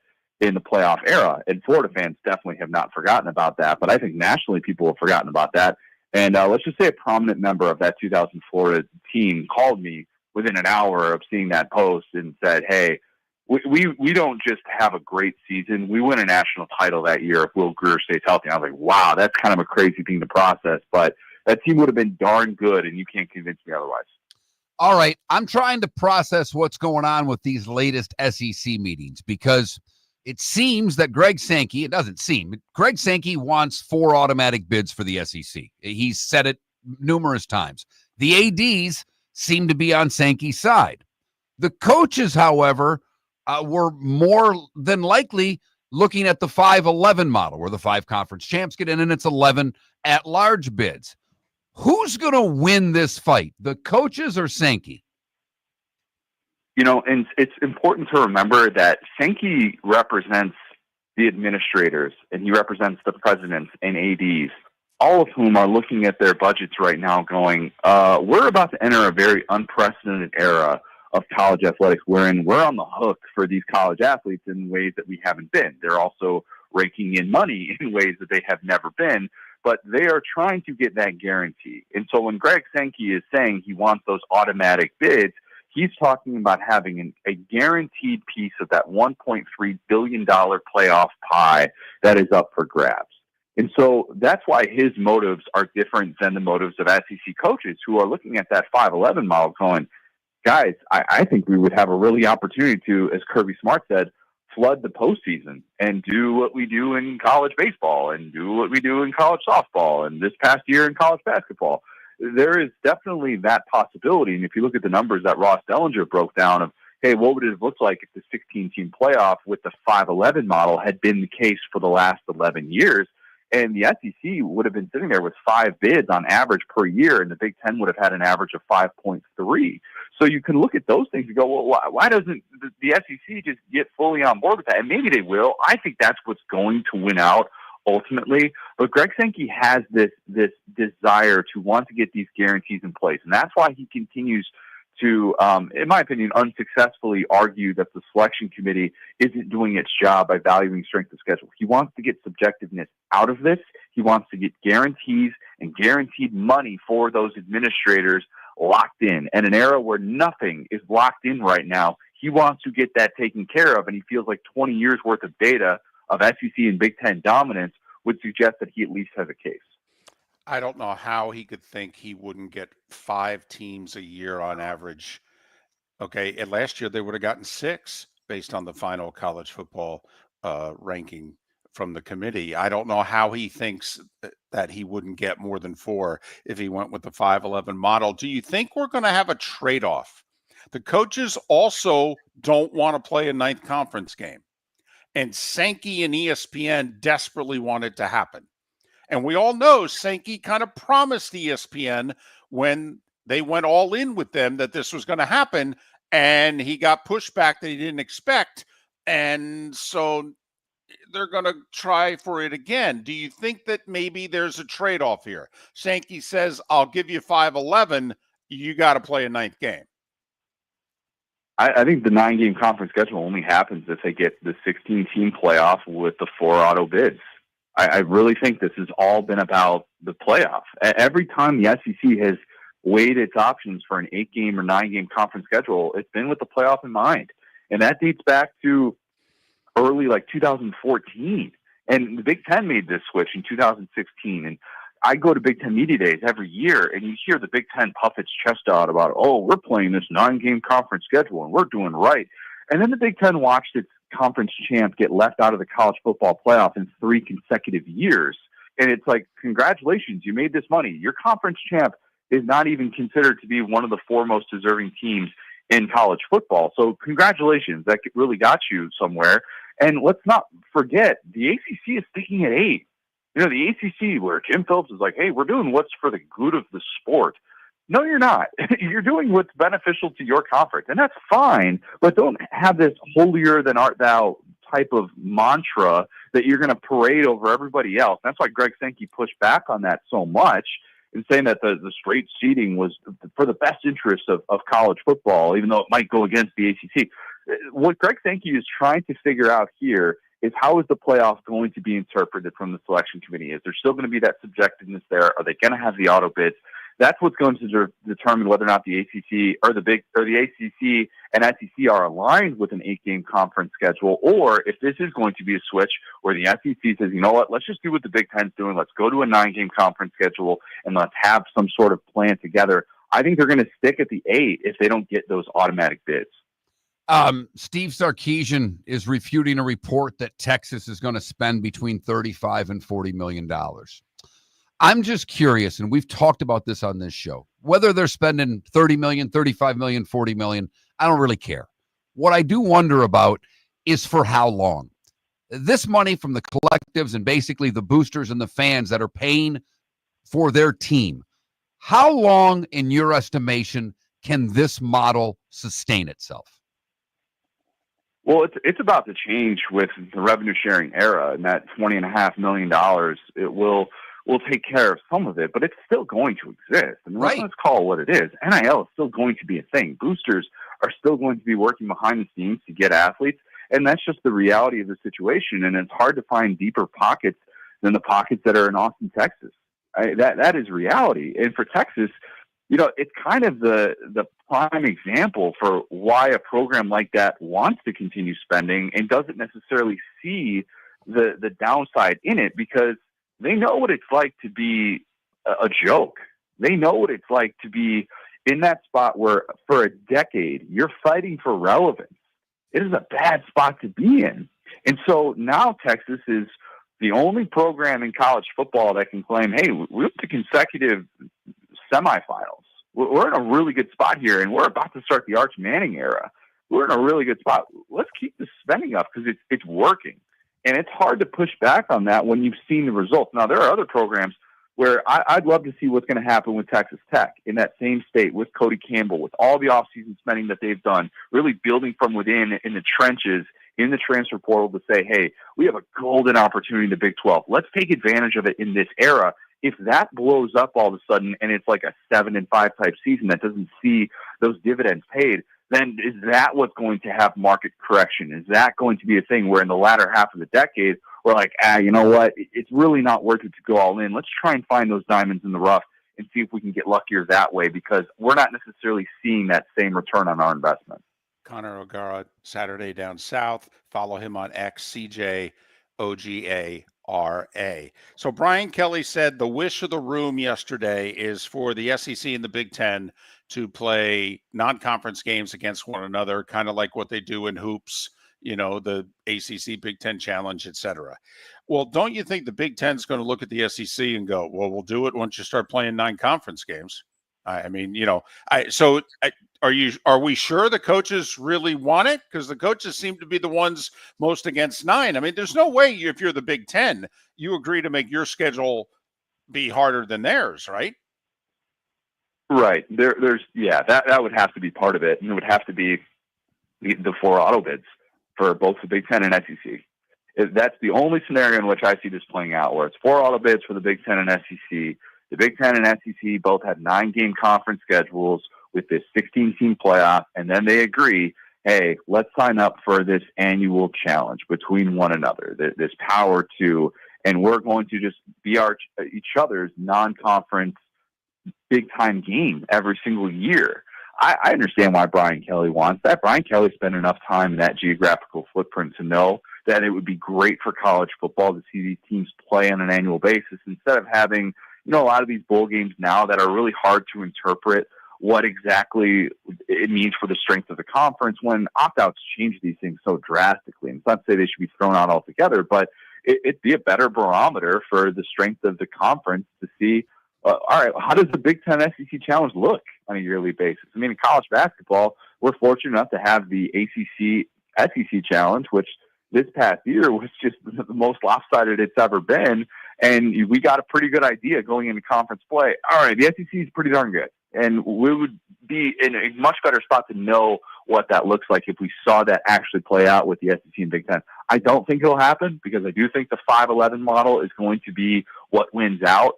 But it would be great for college football. It'd be one of these things that we could look forward to and we could get hyped to be able to talk about, and it would certainly drive conversation. Connor O'Gara drives plenty of conversation, writing for Saturday Down South and hosting the Saturday Down South podcast.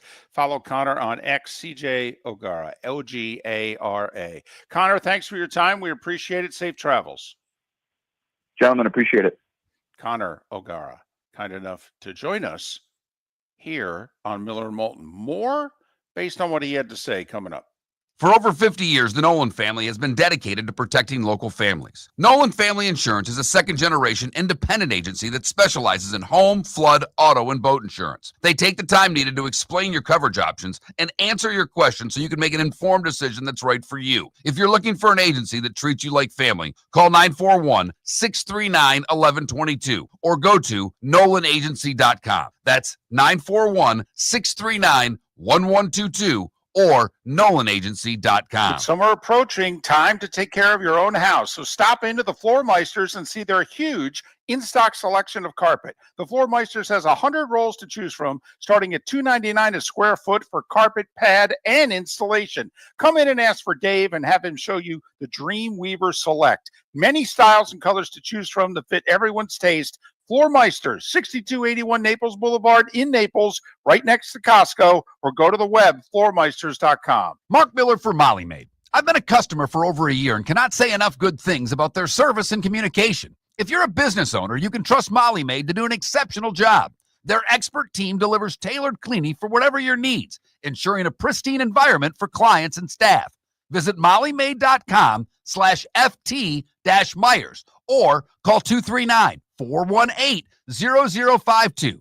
Molly Maid makes my home shine, and it will make your home or business shine too. American Paint Supplies, for nearly 30 years, is your one-stop shop for all your coating needs. If you are a designer, a contractor, a professional painter, or a weekend warrior, American Paint Supplies is the place where experts go to get expert solutions. At 6100 Shirley Street in Naples off of Pine Ridge, American Paint Supplies delivers the best solutions with the best products with the best support. Meet Gene and his team today at American Paint Supplies. Call 239-566-2700. That's 566-2700 or online at AmericanPaintSupplies.com. This is Miller and Moulton.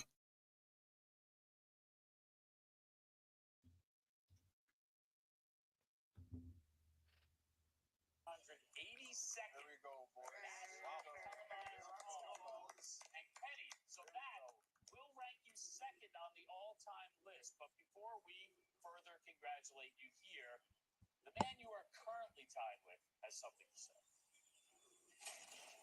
Hi, I'm Kenny's dad, Marv. And ever since Kenny was a kid, he'd have this thing about milestones, how many wins consecutively he'd get in Monopoly, how many goals he'd score in street hockey, how many hamburgers he'd eat at one sitting.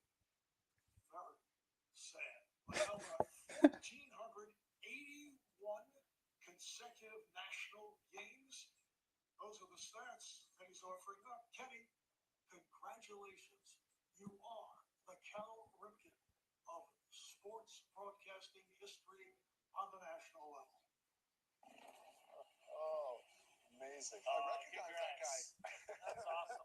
Yes! Yes, Kenny! Yes! What's the temperature here in Raleigh, Eddie? 78 degrees. Congratulations. I guess it means I'm getting old. I want to know about the hamburgers. Well done. Just like this guy. Pretty good push, huh? Not bad. Yeah, not bad. Consecutive.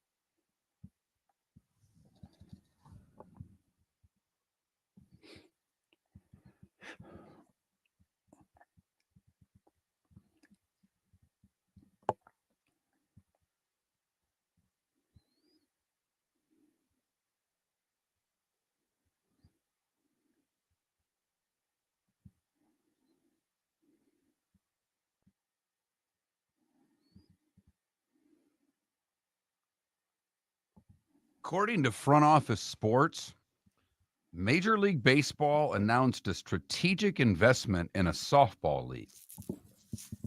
A source with direct knowledge tells Front Office Sports it's an 8-figure sum for the Athletes Unlimited Softball League. Huh. That's fascinating to me. Male or female? Female.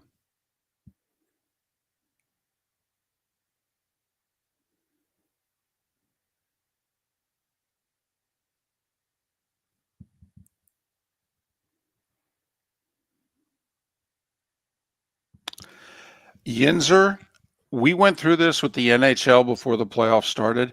If they get a rematch, we don't know how much better they could have had it. You tell me the matchup that would have been better than Florida-Edmonton round 2. You know the teams that were available.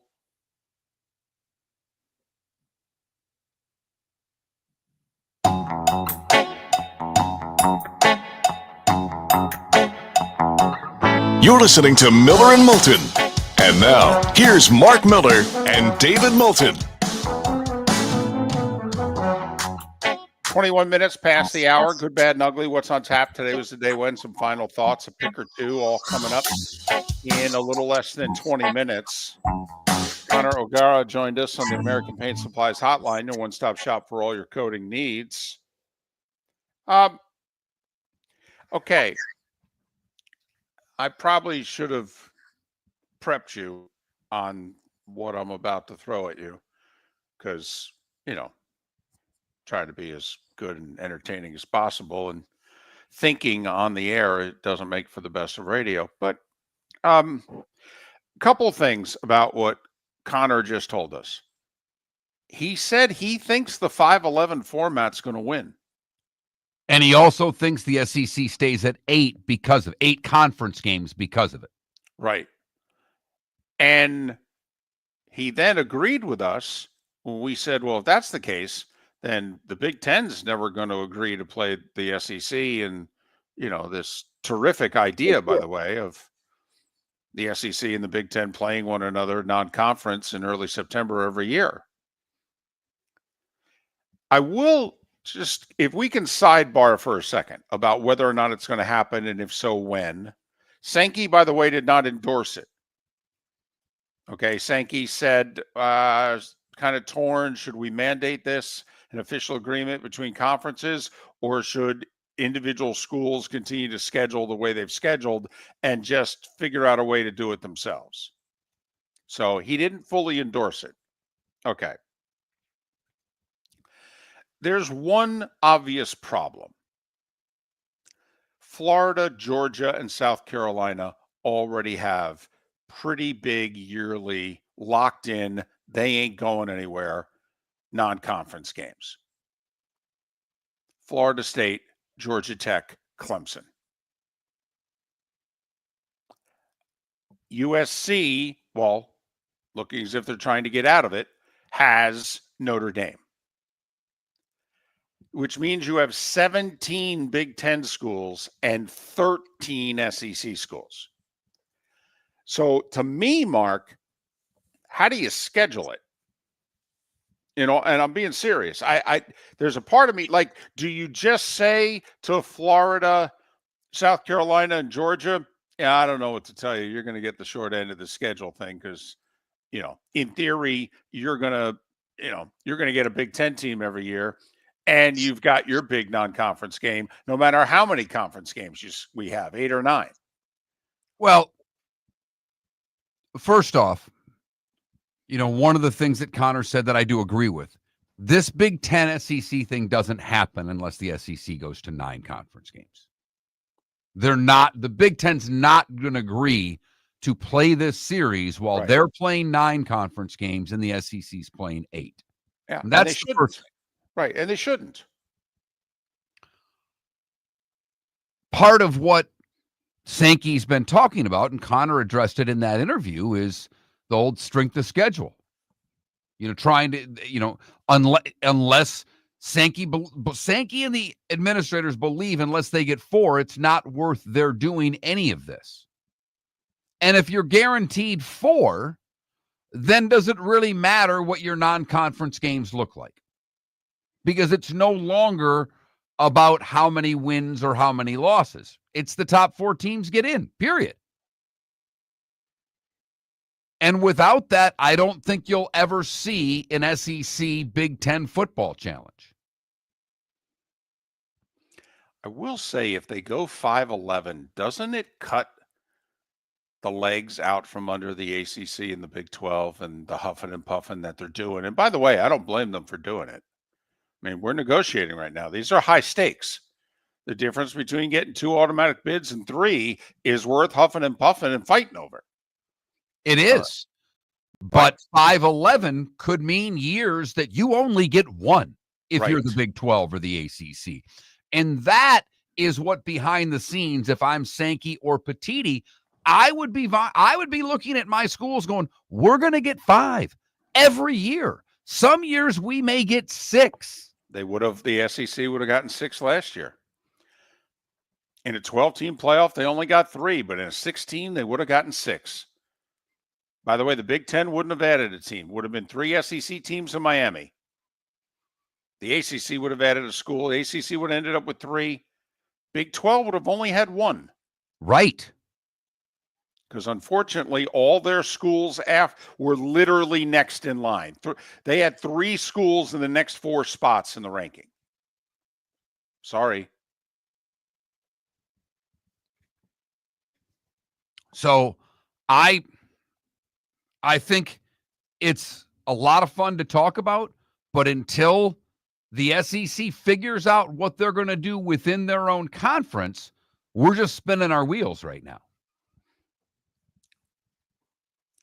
They have to decide by December 1st, though. I mean, that's apparently the drop dead date. They have to work this out by December 1st because they only have a system in place for this season. And they need a system in place for next season. And December 1st is the deadline. Okay, if you're the Big 12 and the ACC, and I'm being very serious, and Sankey and Petitti have 2 proposals, and they say pick whichever one you want, we don't care. 5-11 or 4-4-2-2-1-1. If I'm the ACC and the Big 12, I would sign up for the 4-4-2-2 model right now. Right now. I'll take my chances on getting a 3rd team when we have a really good year. But particularly if I'm the Big 12, I guarantee 2. And I'm trying to figure out how most years the Big 12's ever going to get more than 2. I think it'll take a few years for some of the cream to rise. I mean, there are schools making a major commitment, and I think Arizona State and BYU are going to be in pretty good shape. Utah's been right there now for a generation. I think the Big 12 can solidify, it's 2-3 teams a year, but it's still kind of year to year right now. It's not solidified yet. And obviously, it's not very solid in the ACC right now either. And by 4-4-2-2-1-1, it's SEC Big 10 each get 4, ACC Big 12 each get 2, Group of 5 gets 1. There's a spot left open for Notre Dame every year if they're good enough. That's the 4-4-2-2-1-1. By the way, do the math, that's 14. So there's going to be at least 2. If they go to 16, which we all think they will, then, there'll be 2 wild cards available every year. And if Notre Dame's not good enough, there's 3. So what would you, if you were the Big 12, would you sign up for the 4-4-2-2? 1-1, yeah. Also, because I think this contract, Mark, is going to be like a 6-year deal. I'm trying to think of how long ESPN's deal with the playoff is. I think it goes through like 2031. So I think I'm signing up for 6 or 7 years of this particular system. And so I would take my guarantee. And in both cases, don't you think if you're the commissioners of the Big 12 and the ACC, you look at your conferences and go, we'll be stronger 5-6 years from now? mean, the Big 12 just brought in the 4 new members: Houston, Cincinnati, UCF, BYU. They got other schools making the commitment. Colorado only got their act together an hour ago. Arizona State says we're finally going to make the commitment we need to make. Just Okay. heard Connor talk about Texas Tech, the money they're spending. Right. ACC has just got SMU. Florida State's going to dig itself out. Miami seems to be fully committed. I think if I'm the commissioner of those conferences, I'll have a better hand in 5 years. Miller and Moulton. I would jump all over it if I were the Big 12 and the ACC. I'll take my chances on getting that third team when we can, but I want to make sure that I get 2 every year, because I think if they don't, there will be years that one, if not both of those conferences will end up with just 1 team in. And the fact that SMU got drubbed doesn't help. Nope. Not at all. So that's where I am. I think, David and I agree on this one. A little bit unusual there, but that's the way that it is. The good, the bad, and the ugly. Today was the day when, and some final thoughts when we come back on Miller and Moulton. Whether you're chasing peak performance, reigniting intimacy, or simply want to feel your best, Game Day Men's Health creates customized game plans to optimize your health. Call 239-427-3441 for our Bonita Springs and Naples location to set up your free testosterone test and consultation. Mention Miller Moulton Radio Show for 10% off your service. Find your maximum self with Game Day Men's Health, Bonita Springs and Naples, Florida. Call 239-427-3441 today. Southwest Florida's scorching heat is on its way. Stay cool with Air Advantage. As a proud Rheem Pro partner, Air Advantage delivers top-notch air conditioning solutions to keep you cool and comfortable. Right now, enjoy 18 months, no interest, no payments on qualifying systems. Call 433-4635 today for expert installation and unbeatable comfort all summer long. Online at myairadvantage.com.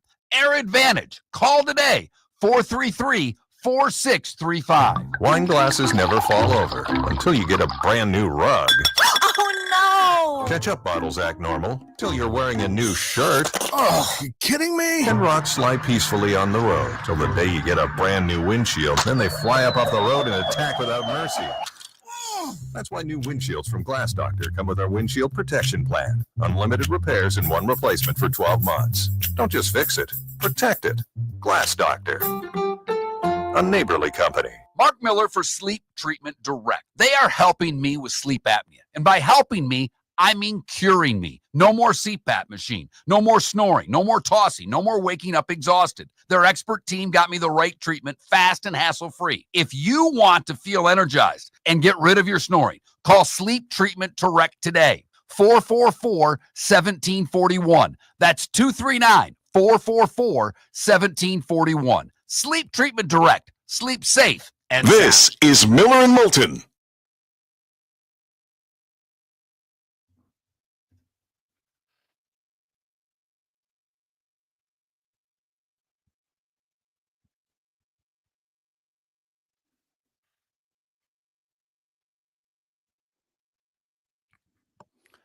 That Kim Ang is running this softball league, David. Oh, really? Right? Isn't NG how she spells her last name, right? I think Ang. I think for Ang? whatever reason they add an A to the pronunciation, but yeah, Okay. Kim Ang. Yeah. So Irish football. During the break, I just looked it up here. In 3 of the last 5 years, Notre Dame would have made a 16-team playoff. But in 2022 and 2023, you wouldn't have. You were 9-3 and 8-4. You were 17th in the one and 22nd in the other. You wouldn't have gotten in. Now, here's an interesting one. Going back to 2019, before we, played our conference championship and bowl games. You were 10-2, but you were 15th. I think you get the last bid. Okay. Memphis would have been the group of 5, and they were 17th. So I think that would have slid you down to 16. I think you make it. But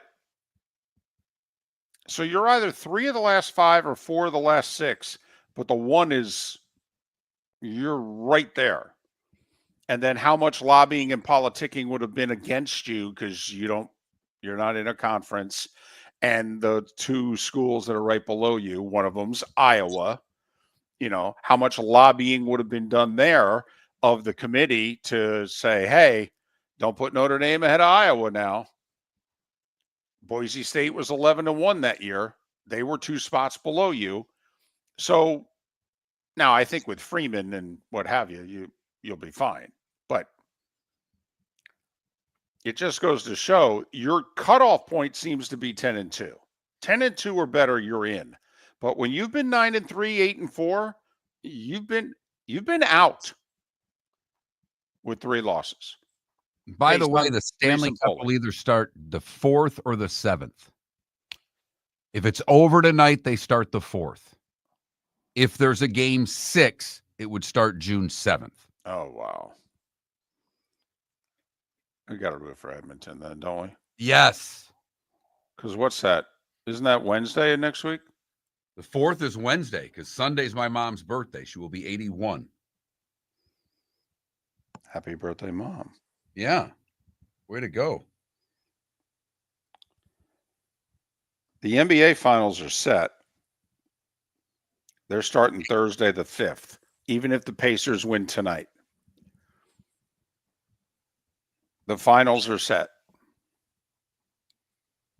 Thursday, June 5th. And remember, ESPN does not have the Stanley Cup final. TNT does. ESPN does have the NBA finals. Could we trade Emily Kaplan to TNT for the finals and leave everything else the same? I'm for that. She's growing on me a little bit.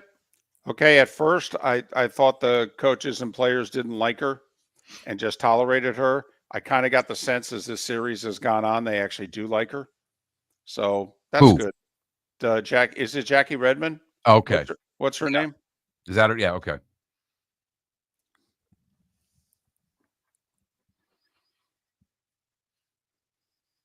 The Biz line was great, though. Got to give her that. A good bench. Biz, you should know something about that. Even Paul Maurice was like, ooh. CBW, I know you're in and out, but we literally did 5 minutes of a segment on it. An hour ago. But yes. He'll be joining us Tuesdays at 9 now. David Sampson, Tuesdays at 9.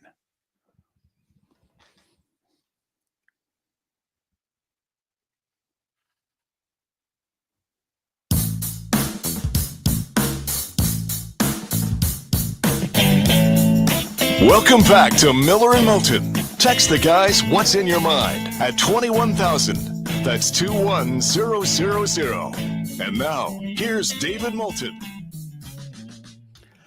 Miller and Moulton broadcasting live from the Floormeister Studios. Floormeisters, just keeping it real. So you ready? I'm ready. I got something else I want to get to, though. Okay. Just quickly, if I could. I know how much you all enjoy watching the WNBA, and particularly Angel Reese, but apparently this Caitlin Clark girl is kind of a big deal. And I say that because last night's Fever game, in which they lost the first game without Caitlin Clark with the injury to her quad, you could get into that game, including fees, for $6 on the secondary market. The Saturday game against the Chicago Sky, which is Angel Reese's team and the big rivalry in the league, those ticket prices have already fallen by 71%.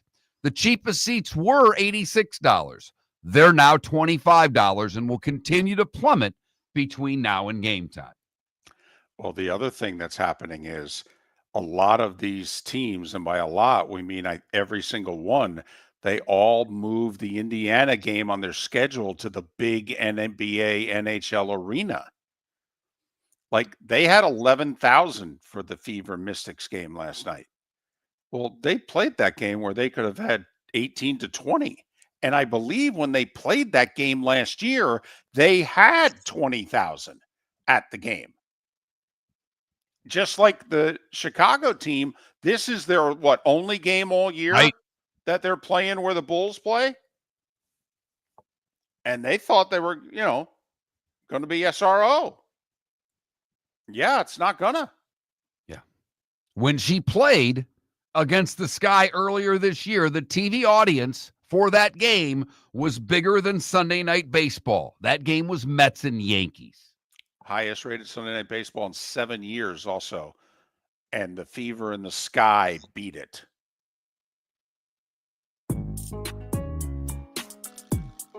It's that time again, nearing the end, but not quite there yet.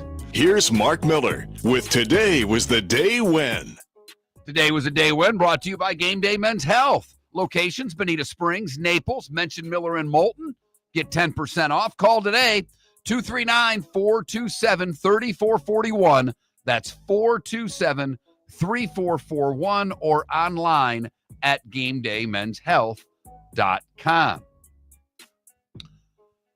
Let's see. We start today in 1787, where James Madison and Edmund Randolph proposed to the Constitutional Convention the Virginia Plan, advocating for a national government with 3 branches: legislative, executive, and judicial. Seems to have worked out pretty well. Well, it did for a long time. Right. I'll leave it at that. 1790, Rhode Island becomes the last of the original 13 colonies to ratify the Constitution. Happy birthday, Wisconsin. They became the 30th state in our union today in 1848. Abraham Lincoln had the famous quote, "You can fool some of the people all of the time and all of the people some of the time, but you cannot fool all of the people all of the time." Today in 1849. Bing Crosby recorded White Christmas today. It became the world's best-selling single with over 100 million copies sold. Edmund Hillary and Tenzing Norgay are the first to reach the summit of Mount Everest today in 1953. Now, did you ever hear about Norgay? I always knew about Edmund Hillary. I didn't know about this Tenzing Norgay guy. When you were growing up, did they teach you about him? David, I don't ever remember learning this in school. I really don't. This was not something that was on the curriculum at Saginaw, Michigan public schools. Okay. I don't know. It was one of those things. 1969, Crosby, Stills, Nash release their debut album. Thought this was a fun little factoid for you, David. Today in 1976, Joe Niekro hit his only home run in his 22-year career. He hit it off of his brother. There you go. Larry Bird beats out Magic for the NBA Rookie of the Year today in 1980. That's okay. Magic got the title that year, so he was okay. Tina Turner's big comeback album, Private Dancer, released today in 84.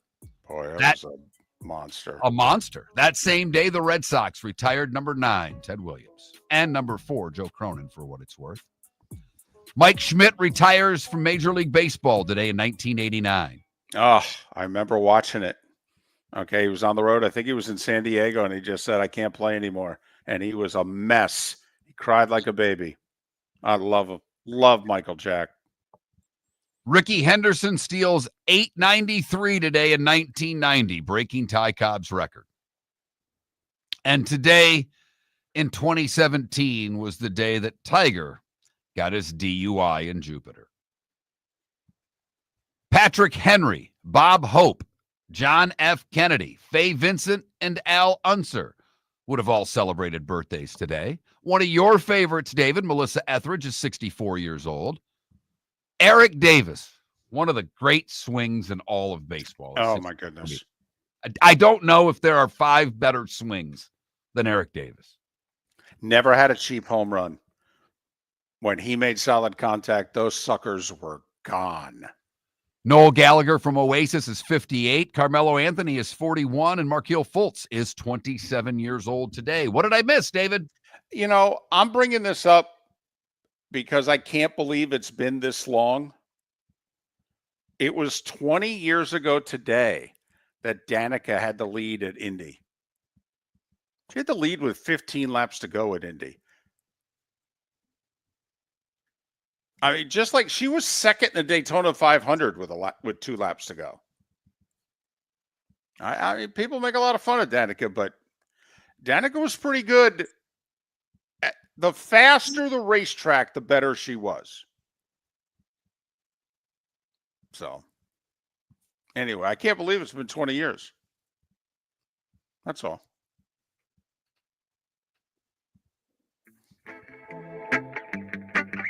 Time to see life a little bit differently. Here's Mark Miller with the good, the bad, and the ugly. What you got, Mark? Wild story for the good. It's in Florida, where an amateur shark fisherman by the name of Andrew Smith went to Pensacola Beach. Within 10 minutes of arriving, a girl came running asking if anybody could swim. He said, no, I absolutely could not swim. And she was running and screaming. Nobody could find anybody. Her friend was swept out to sea by a rip current. He used a drone to help him fish. He somehow, in quick time, managed to get a life preserver fixed to the drone, sent the drone out, dropped it, missed the first time, dropped it again, and the girl's friend was able to cling on to the life preserver until emergency workers were able to get to her, saving her life. Crazy story. For the bad, I was between two. I've got to be honest. We have a story where a man trying to get away from an escape warrant from the Department of Corrections eluded police officers for a while.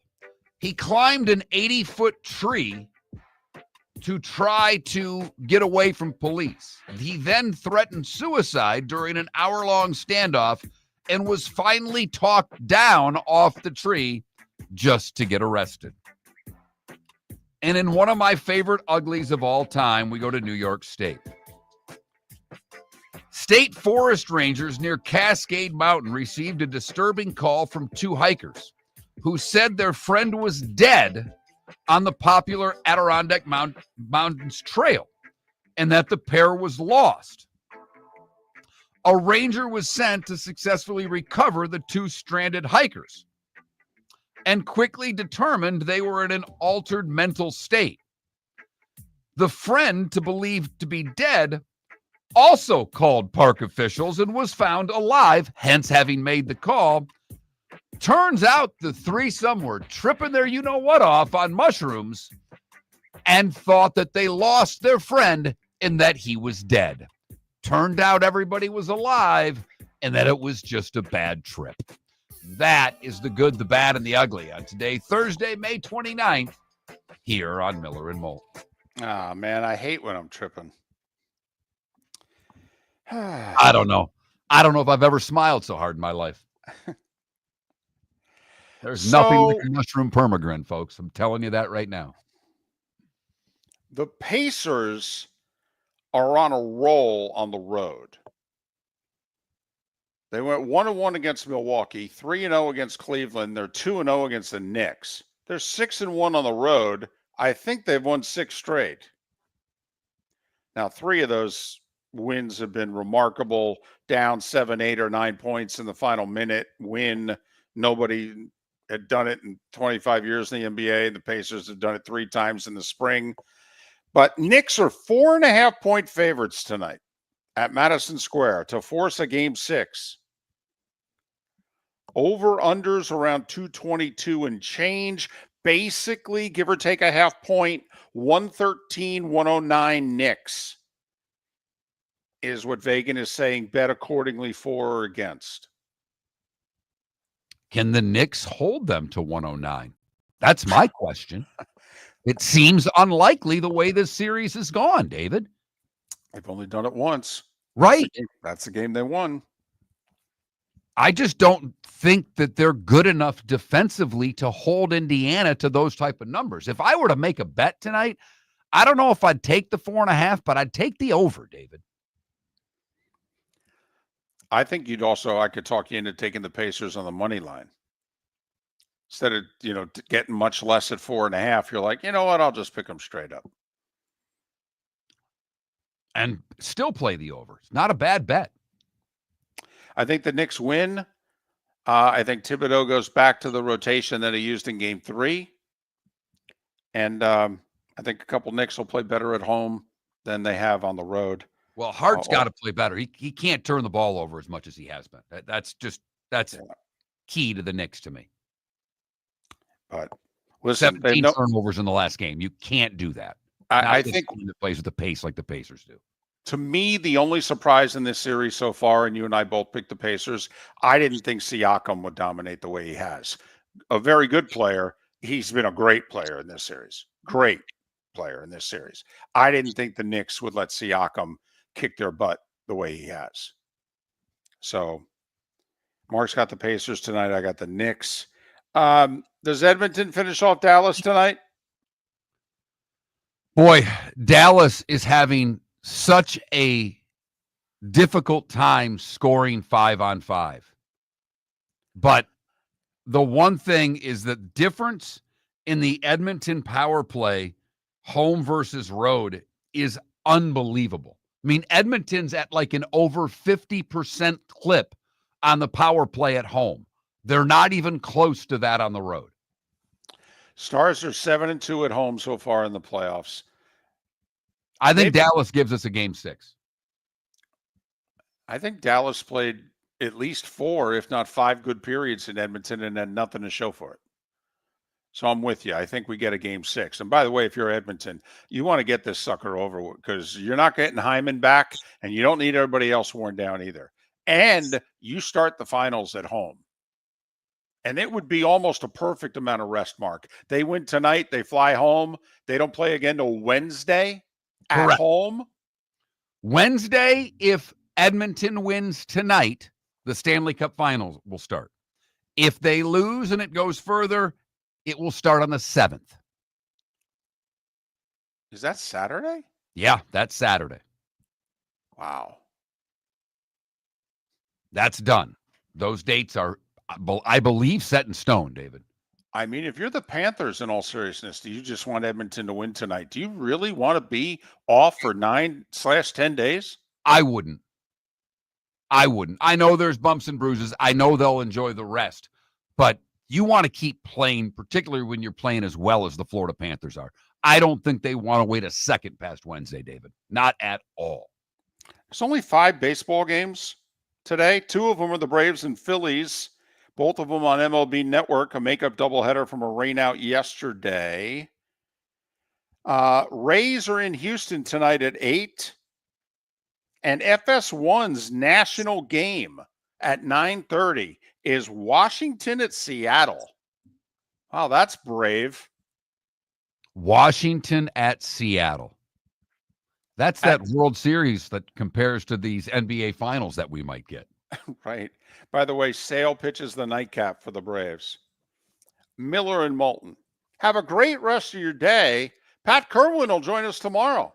For over 50 years, the Nolan family has been dedicated to protecting local families. Nolan Family Insurance is a second-generation independent agency that specializes in home, flood, auto, and boat insurance. They take the time needed to explain your coverage options and answer your questions so you can make an informed decision that's right for you. If you're looking for an agency that treats you like family, call 941-639-1122 or go to NolanAgency.com. That's 941-639-1122 or NolanAgency.com.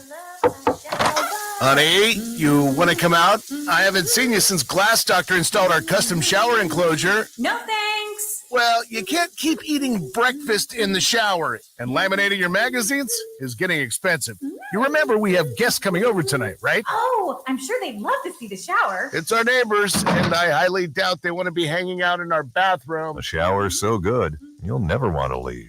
Visit glassdoctor.com today and schedule an appointment online. American Paint Supplies, for nearly 30 years, is your one-stop shop for all your coating needs. If you are a designer, a contractor, a professional painter, or a weekend warrior, American Paint Supplies is the place where experts go to get expert solutions. At 6100 Shirley Street in Naples off of Pine Ridge, American Paint Supplies delivers the best solutions with the best products with the best support. Meet Gene and his team today at American Paint Supplies. Call 239-566-2700. That's 566-2700 or online at AmericanPaintSupplies.net. With summer approaching, time to take care of your own house. So stop into the Floor Meisters and see their huge in-stock selection of carpet. The Floor Meisters has 100 rolls to choose from, starting at $2.99 a square foot for carpet, pad, and installation. Come in and ask for Dave and have him show you the Dream Weaver Select. Many styles and colors to choose from to fit everyone's taste. Floor Meisters, 6281 Naples Boulevard in Naples, right next to Costco, or go to the web, floormeisters.com. We've got a text message for Dr. Dollar.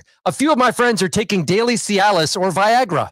What are the benefits and how much does it cost? Great question. Cialis, Tadalafil, and Viagra, Sildenafil are game changer for men who want better performance, stamina, and confidence. They improve blood flow, support long-lasting performance, and help you feel like yourself again. And the best part, at Revitalize Clinic, we make it affordable. Less than $1 per pill. No overpriced prescription, no hassle, just real results, American-made, at the best prices in town. Plus, with early hours starting at 5:30 in the morning, we fit your schedule. Take control of your health today. Call Revitalize Clinic at 239-277-5770. Visit revitalizelounge.com or text Dr. Dollar directly at 239-980-2302. That's 239-980-2302.